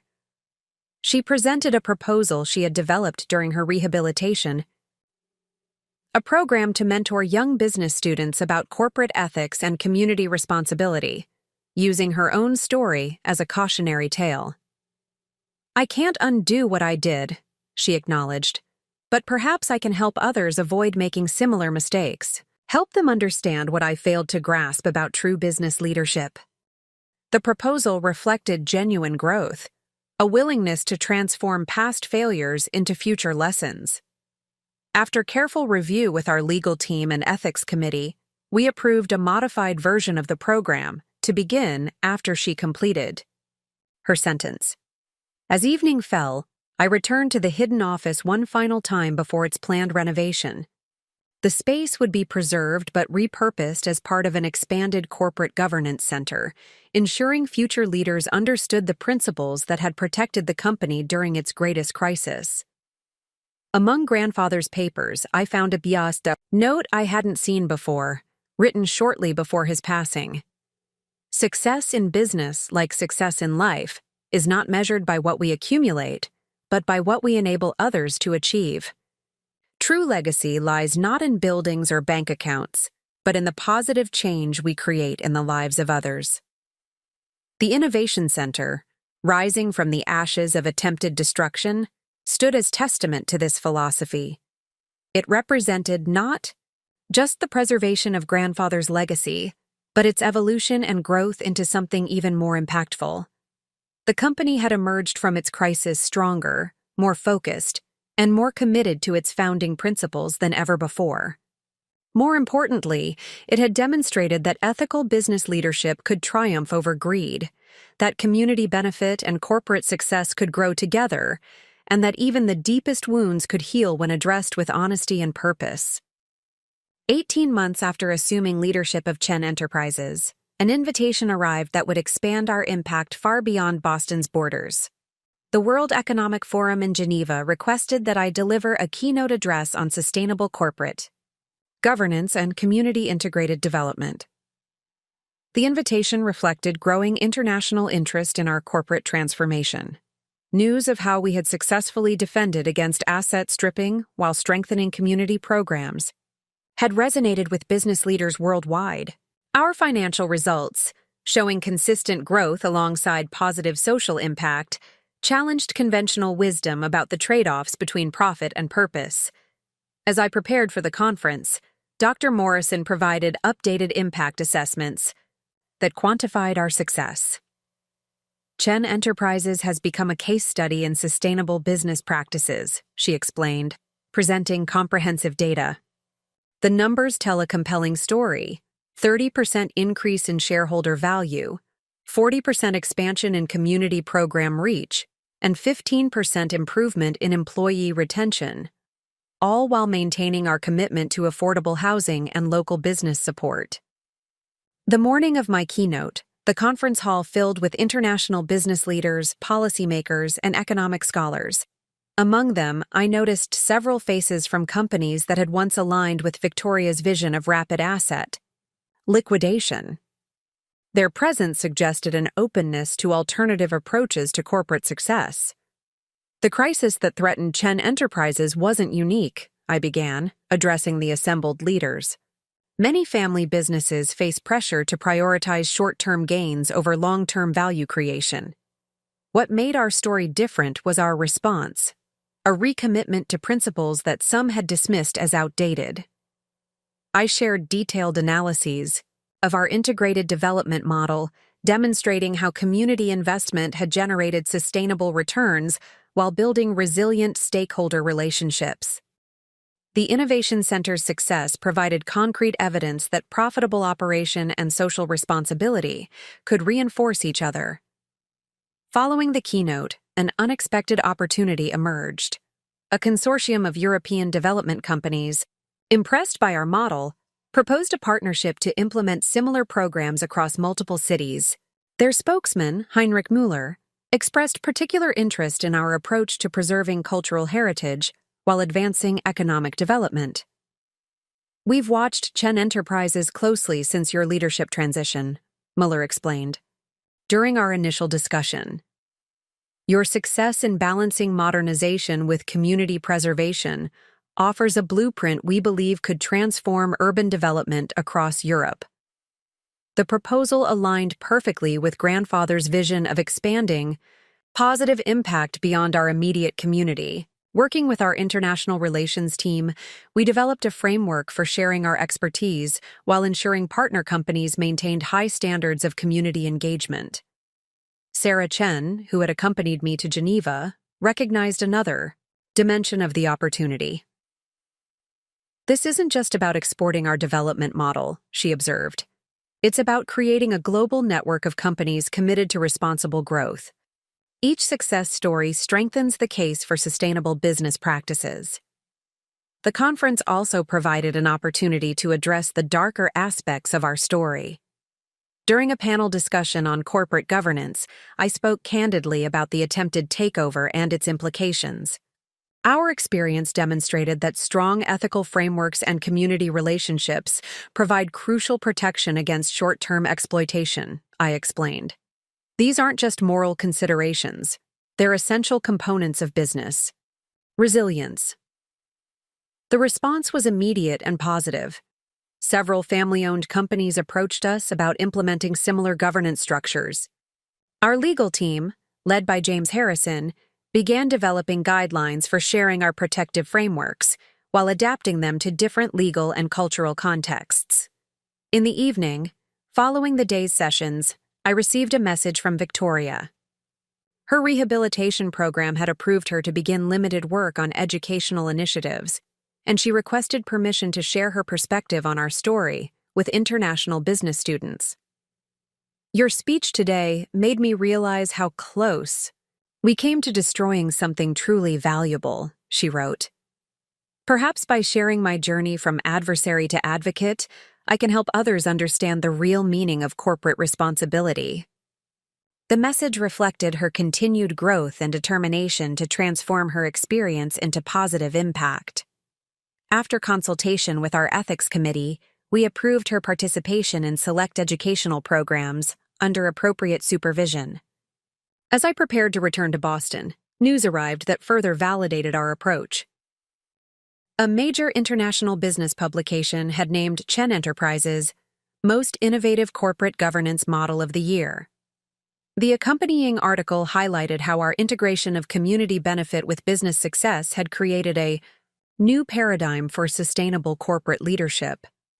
The recognition was gratifying, but more important was the evidence that our story had sparked a broader conversation about the future of business leadership. Companies worldwide were beginning to recognize that true success required more than quarterly profits. It demanded a commitment to creating lasting positive impact. Grandfather's vision, once dismissed by some as idealistic, was proving itself not just viable, but vital for modern business success. The principles he had taught me, tested in crisis and proven in recovery, were now helping to shape a new generation of corporate leadership. 2 years after the inheritance dispute began, a significant milestone approached: the 5th anniversary of Grandfather's passing. The date coincided with the completion of our first international community development project in Munich, Germany, a success that had exceeded even our optimistic projections. On a crisp autumn morning, I received an unexpected proposal from Victoria, delivered through her rehabilitation counselor. She requested permission to organize a memorial service at the Innovation Center, bringing together family, employees, and community members to honor grandfather's legacy. The suggestion carried particular weight given our history. Dr. Morrison, who had remained involved with the company as a senior advisor, offered her perspective during our discussion of the proposal. "Your sister's request represents more than just a memorial service," she observed. "It's an opportunity to formally acknowledge both the challenges and the growth our community has experienced. The timing, coinciding with our international expansion, seems particularly appropriate. After careful consideration and consultation with key stakeholders, we approved the event. Victoria, working within the constraints of her rehabilitation program, collaborated with Sarah Chen to develop a program that would honor both tradition and transformation. The morning of the memorial, the Innovation Center's main atrium filled with a diverse gathering. Community partners whose properties we had protected sat alongside international business associates. Employees who had resisted the attempted takeover mingled with new team members drawn to our reformed corporate culture. My parents, having completed their legal obligations and demonstrated genuine remorse, attended quietly. Their presence carried a different energy now, not the entitled confidence of before, but a humble acknowledgement of lessons learned. Victoria approached the podium, her appearance reflecting her internal changes. Gone was the artificial polish of her previous corporate persona, replaced by authentic presence and earned wisdom. 5 years ago, she began, her voice steady despite the emotion. We lost not just a family patriarch, but a visionary business leader. In the years that followed, some of us, she paused, meeting my eyes, myself included, nearly destroyed everything he built. Today, we gather not just to remember him, but to celebrate how his principles protected and strengthened his greatest creation. She proceeded to outline the company's journey, acknowledging her role in the crisis while highlighting the transformation that had followed. Her candor about her own failures and subsequent growth added powerful authenticity to the narrative. Dr. Eleanor Wright, who had supported our resistance to the takeover attempt, presented an analysis of Chen Enterprises' evolution. The company's recovery and expansion demonstrate a crucial truth, she explained. Ethical business practices and community engagement aren't constraints on success. They're catalysts for sustainable growth. The presentation included data from our international projects, showing how the Chen model of integrated community development had successfully adapted to different cultural contexts. The Munich project, in particular, had demonstrated the universal appeal of responsible corporate leadership. Following the formal presentations, we unveiled a new installation in the Innovation Center's Legacy Gallery. Unlike traditional corporate histories that glossed over difficulties, this exhibit chronicled both the crisis and recovery, presenting them as crucial chapters in the company's evolution. Victoria had contributed a powerful element to the exhibition. Her personal journals from the period of the attempted takeover, annotated with reflections on how ambition had twisted into exploitation. The display served as both historical record and cautionary tale for future business leaders. Later that afternoon, in a private moment, my parents approached me in grandfather's hidden office, now preserved as part of our corporate heritage center. My father, his former arrogance replaced by genuine humility, spoke first. "Your grandfather would be proud," he said quietly, "not just of the company's success, but of how you protected his principles when we lost sight of them. We failed him and you, but you've built something even stronger from that failure." My mother added, "The international expansion, the community programs, the way you've balanced growth with responsibility, it's everything he envisioned, but on a scale he might never have imagined." Their words carried the weight of hard-earned understanding.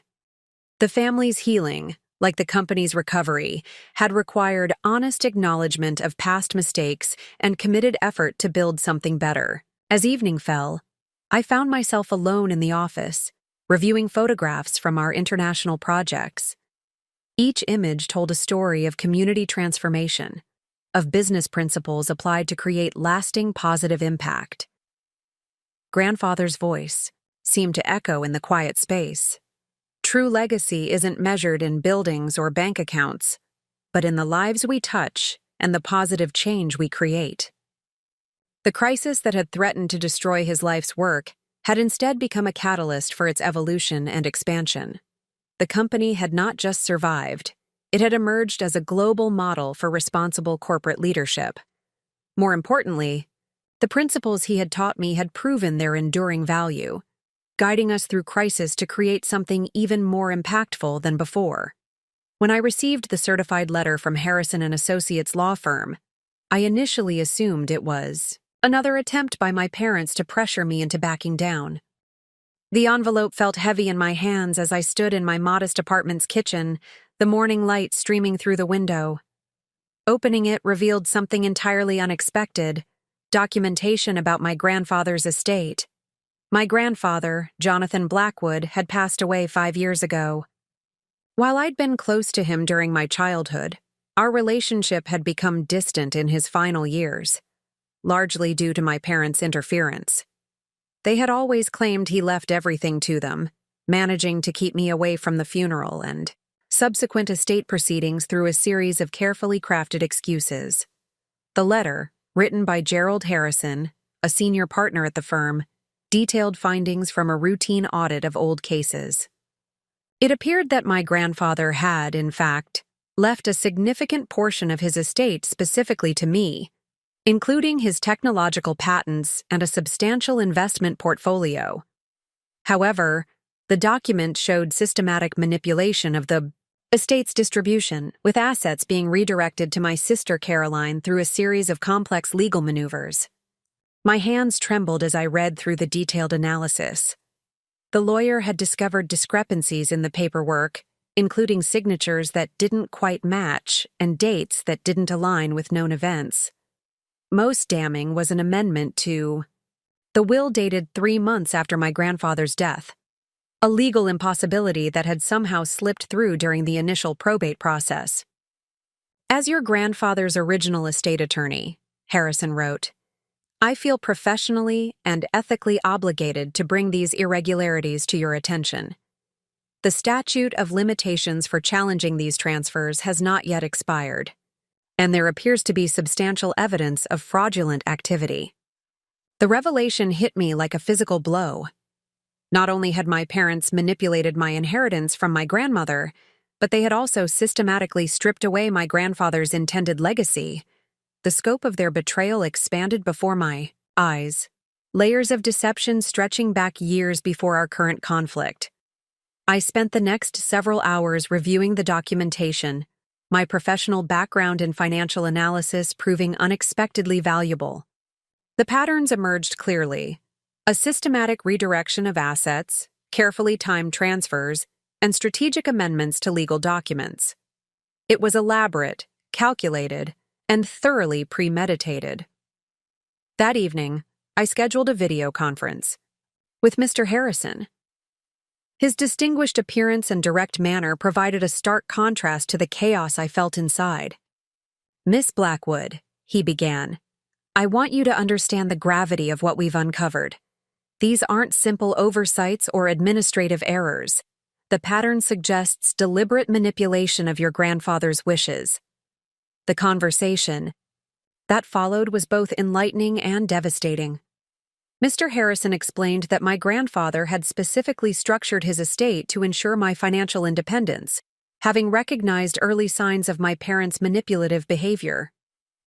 He had attempted to protect me through legal means, only to have his intentions subverted after his death.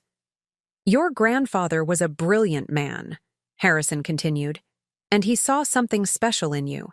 He wanted to ensure you had the resources to pursue your own path, independent of your parents' influence.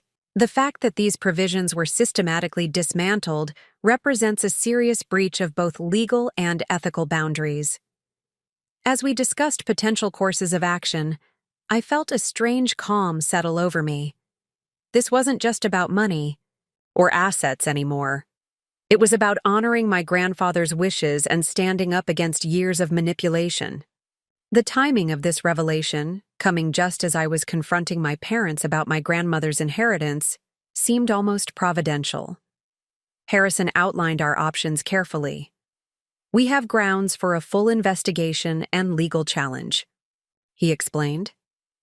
"The evidence of fraudulent activity is substantial, and the pattern of behavior you're currently experiencing with your grandmother's property adds credibility to our case. However, you need to understand that pursuing this will likely permanently affect your family relationships."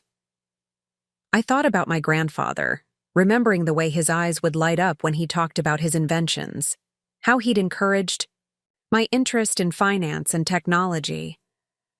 I thought about all the years of believing he had overlooked me in his final arrangements, the hurt and confusion I'd carried.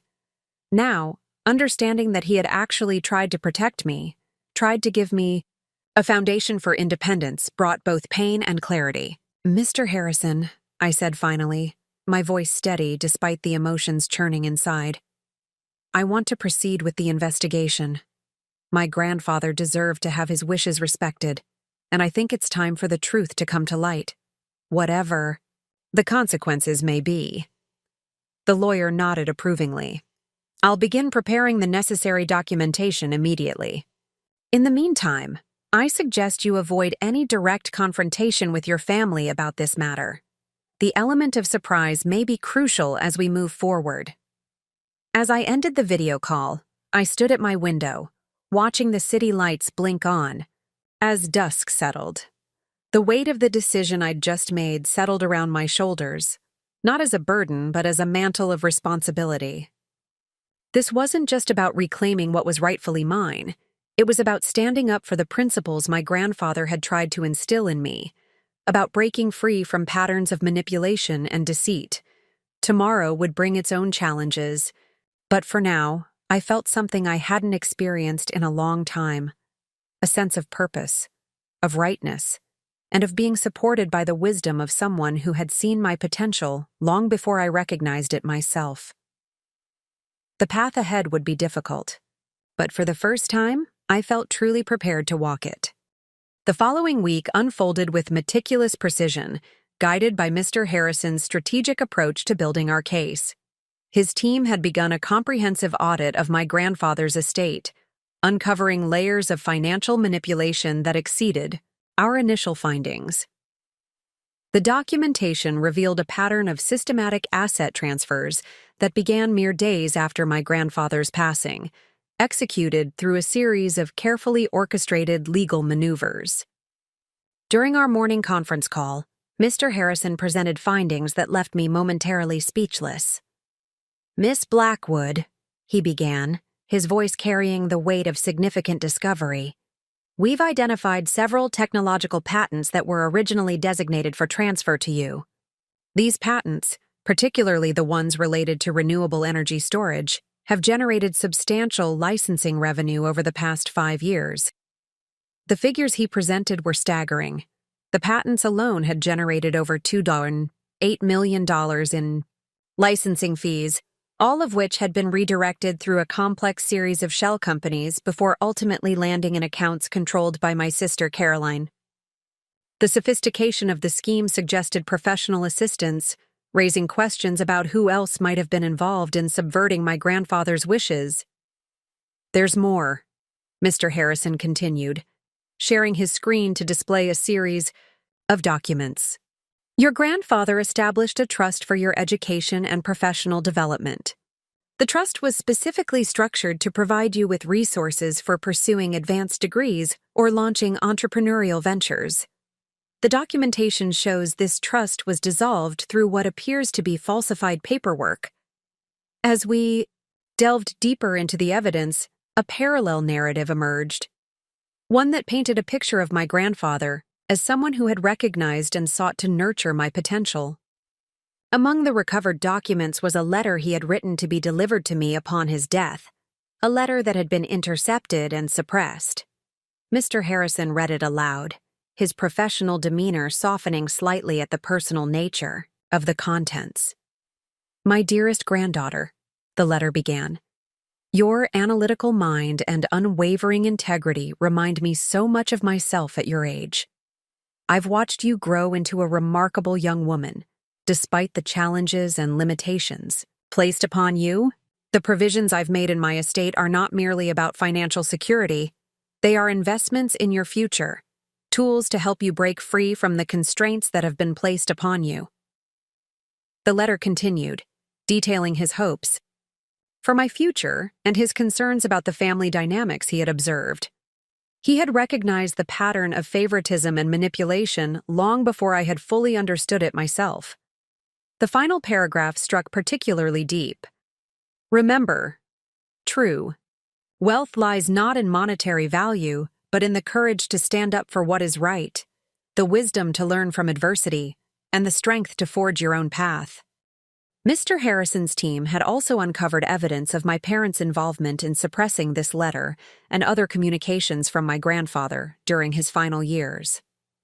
It appears they systematically intercepted correspondence between you and your grandfather, he explained, including several attempts he made to discuss his estate plans with you directly. The revelation of this long-term manipulation filled me with a complex mixture of emotions. Grief for the relationship I had been denied with my grandfather in his final years, anger at the calculated nature of my family's deception, and a profound sense of validation. My grandfather had seen the truth and had tried to protect me, even if his efforts had been temporarily thwarted. As we concluded our meeting, Mr. Harrison outlined our next steps. We have sufficient evidence to proceed with legal action, he stated. However, given the complexity of the situation and the potential for family retaliation, I recommend we approach this strategically. We should file for immediate injunctive relief to prevent any further asset transfers while we prepare our full case. I agreed, understanding that this moment required careful consideration rather than reactive action. What's our timeline? I asked, already mentally preparing for the challenges ahead. We can file the initial paperwork within 48 hours, he replied. However, I suggest we use this time to secure any additional documentation you might have access to: family photographs, correspondence, anything that might help establish the pattern of behavior and your relationship with your grandfather. That evening, I spent hours going through old boxes I had kept from my childhood home, finding photographs of my grandfather and me in his workshop, examining circuit boards and discussing his latest innovations. Each image served as a testament to the bond we had shared and the legacy he had intended for me. I discovered old birthday cards with his distinctive handwriting, each containing words of encouragement and belief in my potential. The next morning, I received an unexpected call from my grandfather's former research partner, Dr. Marcus Chen. He had heard about the legal proceedings through professional channels and wanted to provide additional context. Your grandfather spoke of you often, he shared. He saw in you the same innovative spirit that drove his own success. The patents he left to you weren't just about financial security. They were about continuing his legacy of innovation and positive change. This conversation added another dimension to my understanding of the situation. My grandfather hadn't just wanted to provide for me financially. He had wanted to empower me to continue his life's work, to use his innovations as a foundation for my own contributions to the field. As I prepared the materials for our legal filing, I felt a profound shift in my perspective. This wasn't just about reclaiming what was rightfully mine. It was about honoring my grandfather's vision and faith. In my potential, the path ahead would require courage, strategic thinking, and unwavering determination, but I was finally ready to embrace the legacy he had intended for me. The courtroom sat silent as Judge Eleanor Martinez reviewed the final pieces of evidence in our case. After 6 months of legal proceedings, countless depositions, and thorough forensic accounting, we had reached the culminating moment. Mr. Harrison stood beside me, his presence steady and reassuring as we awaited the judge's decision. The investigation, had revealed far more than we initially anticipated.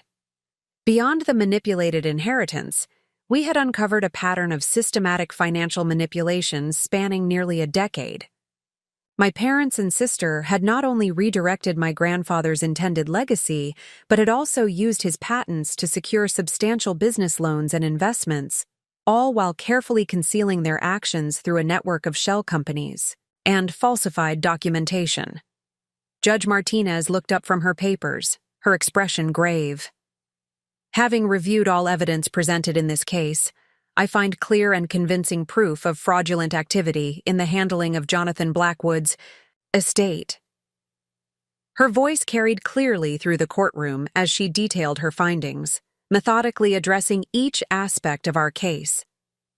The judgment was comprehensive: immediate reversal of all fraudulent transfers, full restoration of my grandfather's intended inheritance, including the patents and their accumulated revenues, plus punitive damages for the years of deliberate deception. The judge also ordered a criminal investigation into the various parties involved in facilitating the fraud.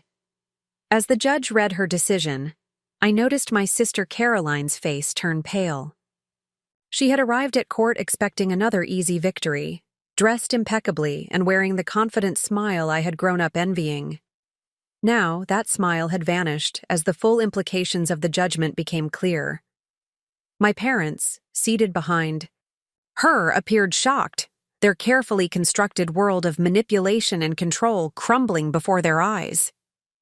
Furthermore, Judge Martinez continued, given the extensive nature of this fraud and its deliberate execution over multiple years, I am referring this matter to the State Bar Association for investigation of all legal professionals involved in these transactions.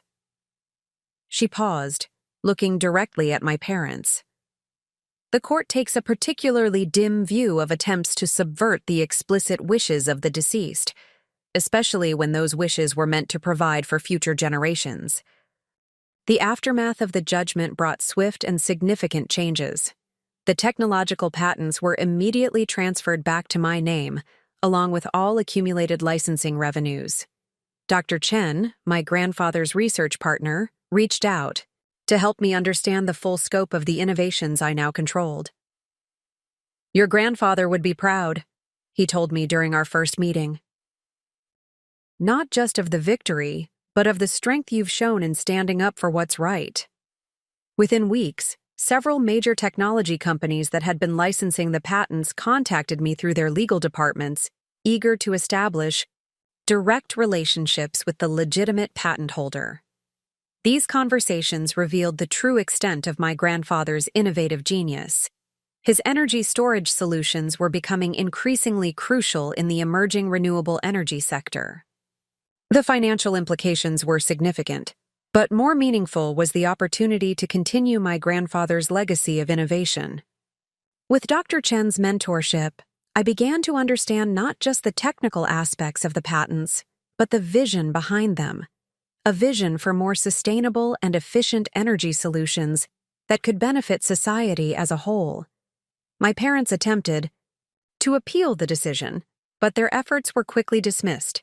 The evidence was too substantial, the pattern of deception too clear. Caroline, facing her own legal consequences for her role in the fraud, finally broke her silence.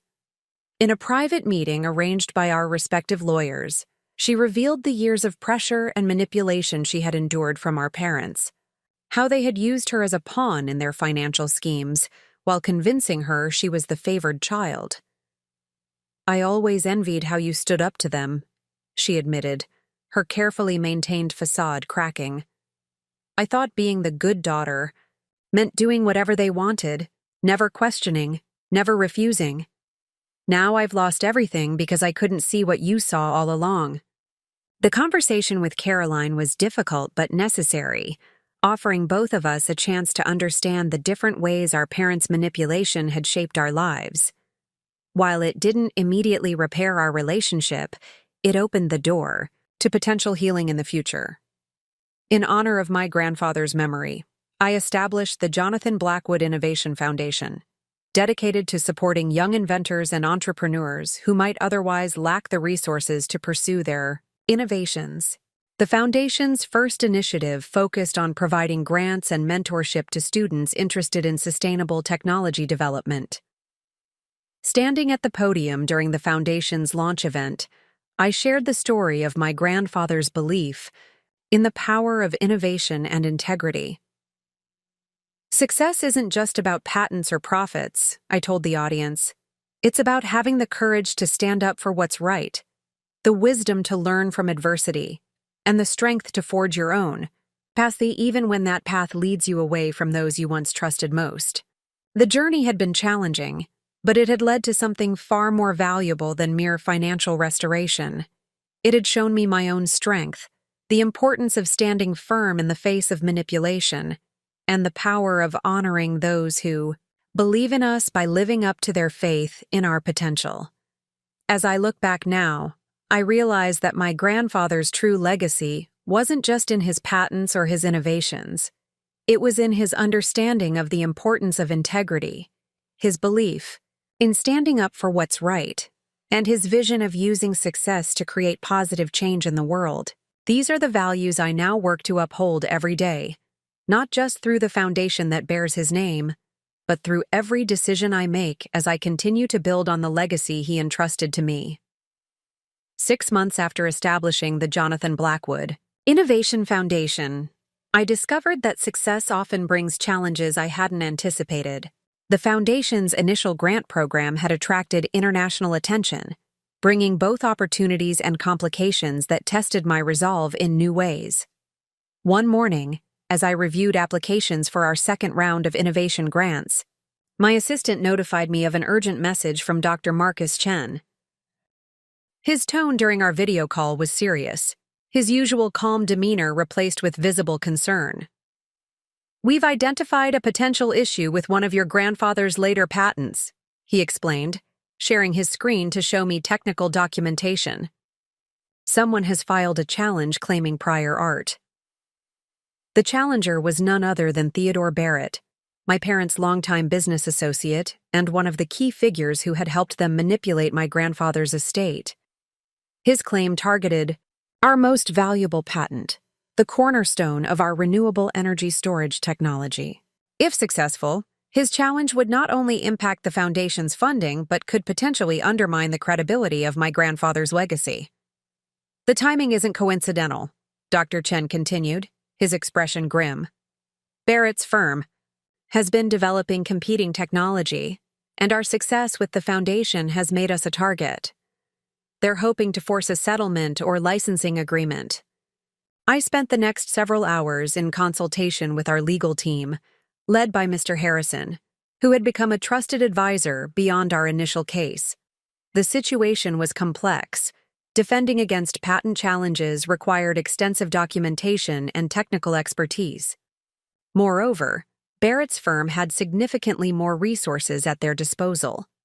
"They're counting on us to back down," Mr. Harrison observed, reviewing the challenge documentation. "Your parents likely provided them with internal information about the patent's development process. However," he added, pulling up another document, "your grandfather was meticulous in his record-keeping.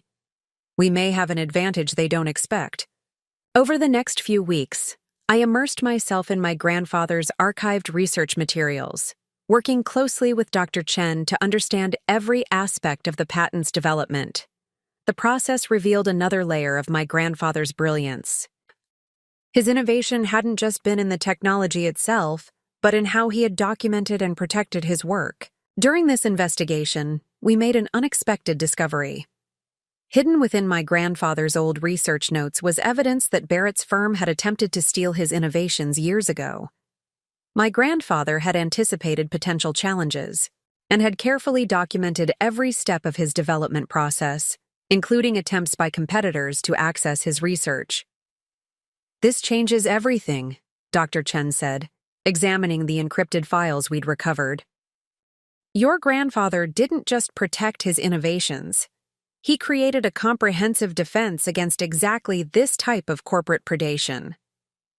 The revelation led to a strategic decision. Rather than merely defending against Barrett's challenge, we would counterattack, using my grandfather's documented evidence to expose the long-term pattern of corporate espionage and intellectual property theft. Our response to the patent challenge became a masterclass in strategic thinking and preparation. We assembled a team of expert witnesses, including former colleagues of my grandfather who had witnessed Barrett's previous attempts to steal intellectual property. The evidence we presented wasn't just technical, it told a story of innovation, integrity, and foresight. The patent office hearing was scheduled for early spring. As I prepared my testimony, I reflected on how this challenge differed from our previous legal battle. This wasn't just about defending what was rightfully mine. It was about protecting my grandfather's scientific legacy and ensuring that his innovations continued to benefit society as he had intended. The hearing itself lasted 3 days, during which Barrett's legal team attempted to discredit my grandfather's work through technical obscurantism and procedural challenges. However, they hadn't anticipated the thoroughness of our preparation or the depth of evidence we had accumulated. On the final day, I presented my grandfather's encrypted records, methodically demonstrating how he had documented Barrett's previous attempts to steal his research. The evidence was irrefutable, and the impact was immediate. Barrett's challenge wasn't just dismissed. The patent office initiated an investigation into his firm's practices. In the aftermath of our victory, several other inventors came forward, with similar stories about Barrett's firm, leading to a broader investigation into corporate intellectual property theft. The foundation established a new initiative specifically focused on helping independent inventors protect their innovations from corporate predation. This experience taught me that success often requires constant vigilance and adaptation. My grandfather hadn't just created revolutionary technology. He had developed systems to protect and preserve his innovations for future generations. His foresight had given us the tools we needed to defend his legacy against those who would try to steal or diminish it. As the foundation continued to grow, we incorporated these lessons into our grant program, providing not just funding, but comprehensive support for protecting and developing new innovations. Each challenge we overcame added to our collective knowledge and strengthened our ability to help others. The story of our patent defense became a case study in innovation protection, demonstrating that true legacy isn't just about creating something valuable. It's about ensuring that value continues to benefit society as intended. It was another layer of my grandfather's wisdom revealed exactly when we needed it most. 3 years after our initial legal victory, I stood at the podium of the National Innovation Conference, preparing to deliver the keynote address. The journey from that first shocking discovery of my inheritance's manipulation to this moment had been transformative in ways I never could have imagined. The Jonathan Blackwood Innovation Foundation had grown beyond our initial vision, now supporting over 200 young inventors annually across 12 countries. Our patent protection initiative had helped countless innovators defend their intellectual property against corporate predation, and our mentorship program had fostered a new generation of technological pioneers. As I surveyed the packed auditorium, my attention was drawn to a familiar face in the front row. Sarah Chen, Dr. Marcus Chen's daughter, and one of our foundation's first grant recipients. Her revolutionary work in sustainable energy storage had built upon my grandfather's original patents, creating even more efficient solutions for renewable energy implementation. Innovation isn't just about creating something new. I began my address, my voice steady and clear. It's about building upon the wisdom of those who came before us while having the courage to forge new paths. True legacy isn't measured in patents or profits, but in the positive change we create in the world. The presentation that followed wasn't just about technological advancement. It was about the ripple effects of standing up for what's right. Through our foundation's work, we had uncovered a pattern of systematic suppression of independent inventors, particularly those from underprivileged backgrounds. Our response was the creation of the Innovators Defense Network, a collaborative alliance of legal experts, technical specialists, and successful inventors dedicated to protecting and nurturing new talent. During the conference break, I received an unexpected message from Caroline. Our relationship had remained distant but civil since the court case, each of us processing our family's legacy of manipulation in our own way. The message contained a link to a news article. Our parents had been indicted for their involvement in a larger scheme of patent fraud and financial manipulation. The investigation that began with our case had uncovered a network of corruption, extending far beyond our family. "I should have listened to you years ago," Caroline's message read. "I've been doing a lot of thinking, and I want to make things right. I have information about other families they've done this to. Would the Foundation be interested in helping these inventors reclaim their work?" The offer represented a potential turning point, not just for our fractured family relationship, but for others who had suffered similar injustices. After careful consideration and consultation with our legal team, we established a new initiative specifically focused on investigating and rectifying cases of inherited innovation theft. That evening, as the conference concluded, I visited my grandfather's old workshop, now preserved as part of the Foundation's headquarters. The space had been modernized, but we'd maintained key elements of his original setup, including the workbench, where he'd first taught me about circuit design. Running my hand along its worn surface, I found myself reflecting on the true meaning of inheritance. Dr. Chen joined me there, carrying a sealed envelope he'd discovered in his old files. "Your grandfather wrote this the week before he passed," he explained, handing it to me. "He asked me to hold on to it until the time was right. After your speech today, I think that time has come." The letter inside revealed one final layer of my grandfather's foresight. He had anticipated the possibility of his intentions being subverted and had left detailed instructions with trusted colleagues about how to protect his true legacy.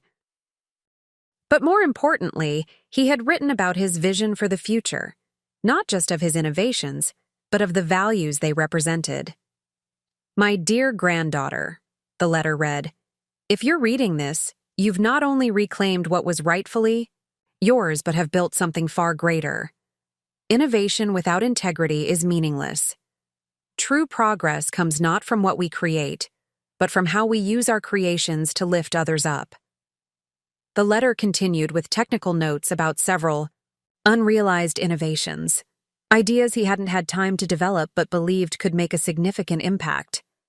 These weren't just technical specifications, they were seeds of possibility, waiting for the right moment and the right hands to bring them to life. In the years that followed, these final gifts from my grandfather would lead to breakthroughs in renewable energy storage, medical technology, and sustainable agriculture. But more importantly, they served as a reminder that our greatest legacy lies not in what we possess, but in what we choose to do with it. The Foundation's work continues to evolve, guided by the principles of innovation, integrity, and empowerment. Each new challenge we face reinforces the wisdom of my grandfather's approach, that true success comes not from defeating others, but from creating opportunities for everyone to rise together. As I look back on this journey, I realize that what began as a fight to reclaim my inheritance became something far more significant, a movement to ensure that innovation remains a force for positive change, protected from those who would exploit it for personal gain. In the end, my grandfather's greatest gift wasn't the patents or the financial legacy, but the understanding that our true worth lies in how we use our abilities to benefit others. The story of our family's betrayal and my subsequent journey has become a beacon of hope for others facing similar challenges. It stands as testimony to the power of standing up for what's right, even when the cost seems too high. More importantly, it demonstrates that our greatest victories often come not from what we gain for ourselves, but from what we can give back to others. Up next, you've got 2 more standout stories right on your screen. If this one hit the mark, you won't want to pass these up. Just click and check them out. And don't forget to subscribe and turn on the notification bell so you don't miss any upload from us.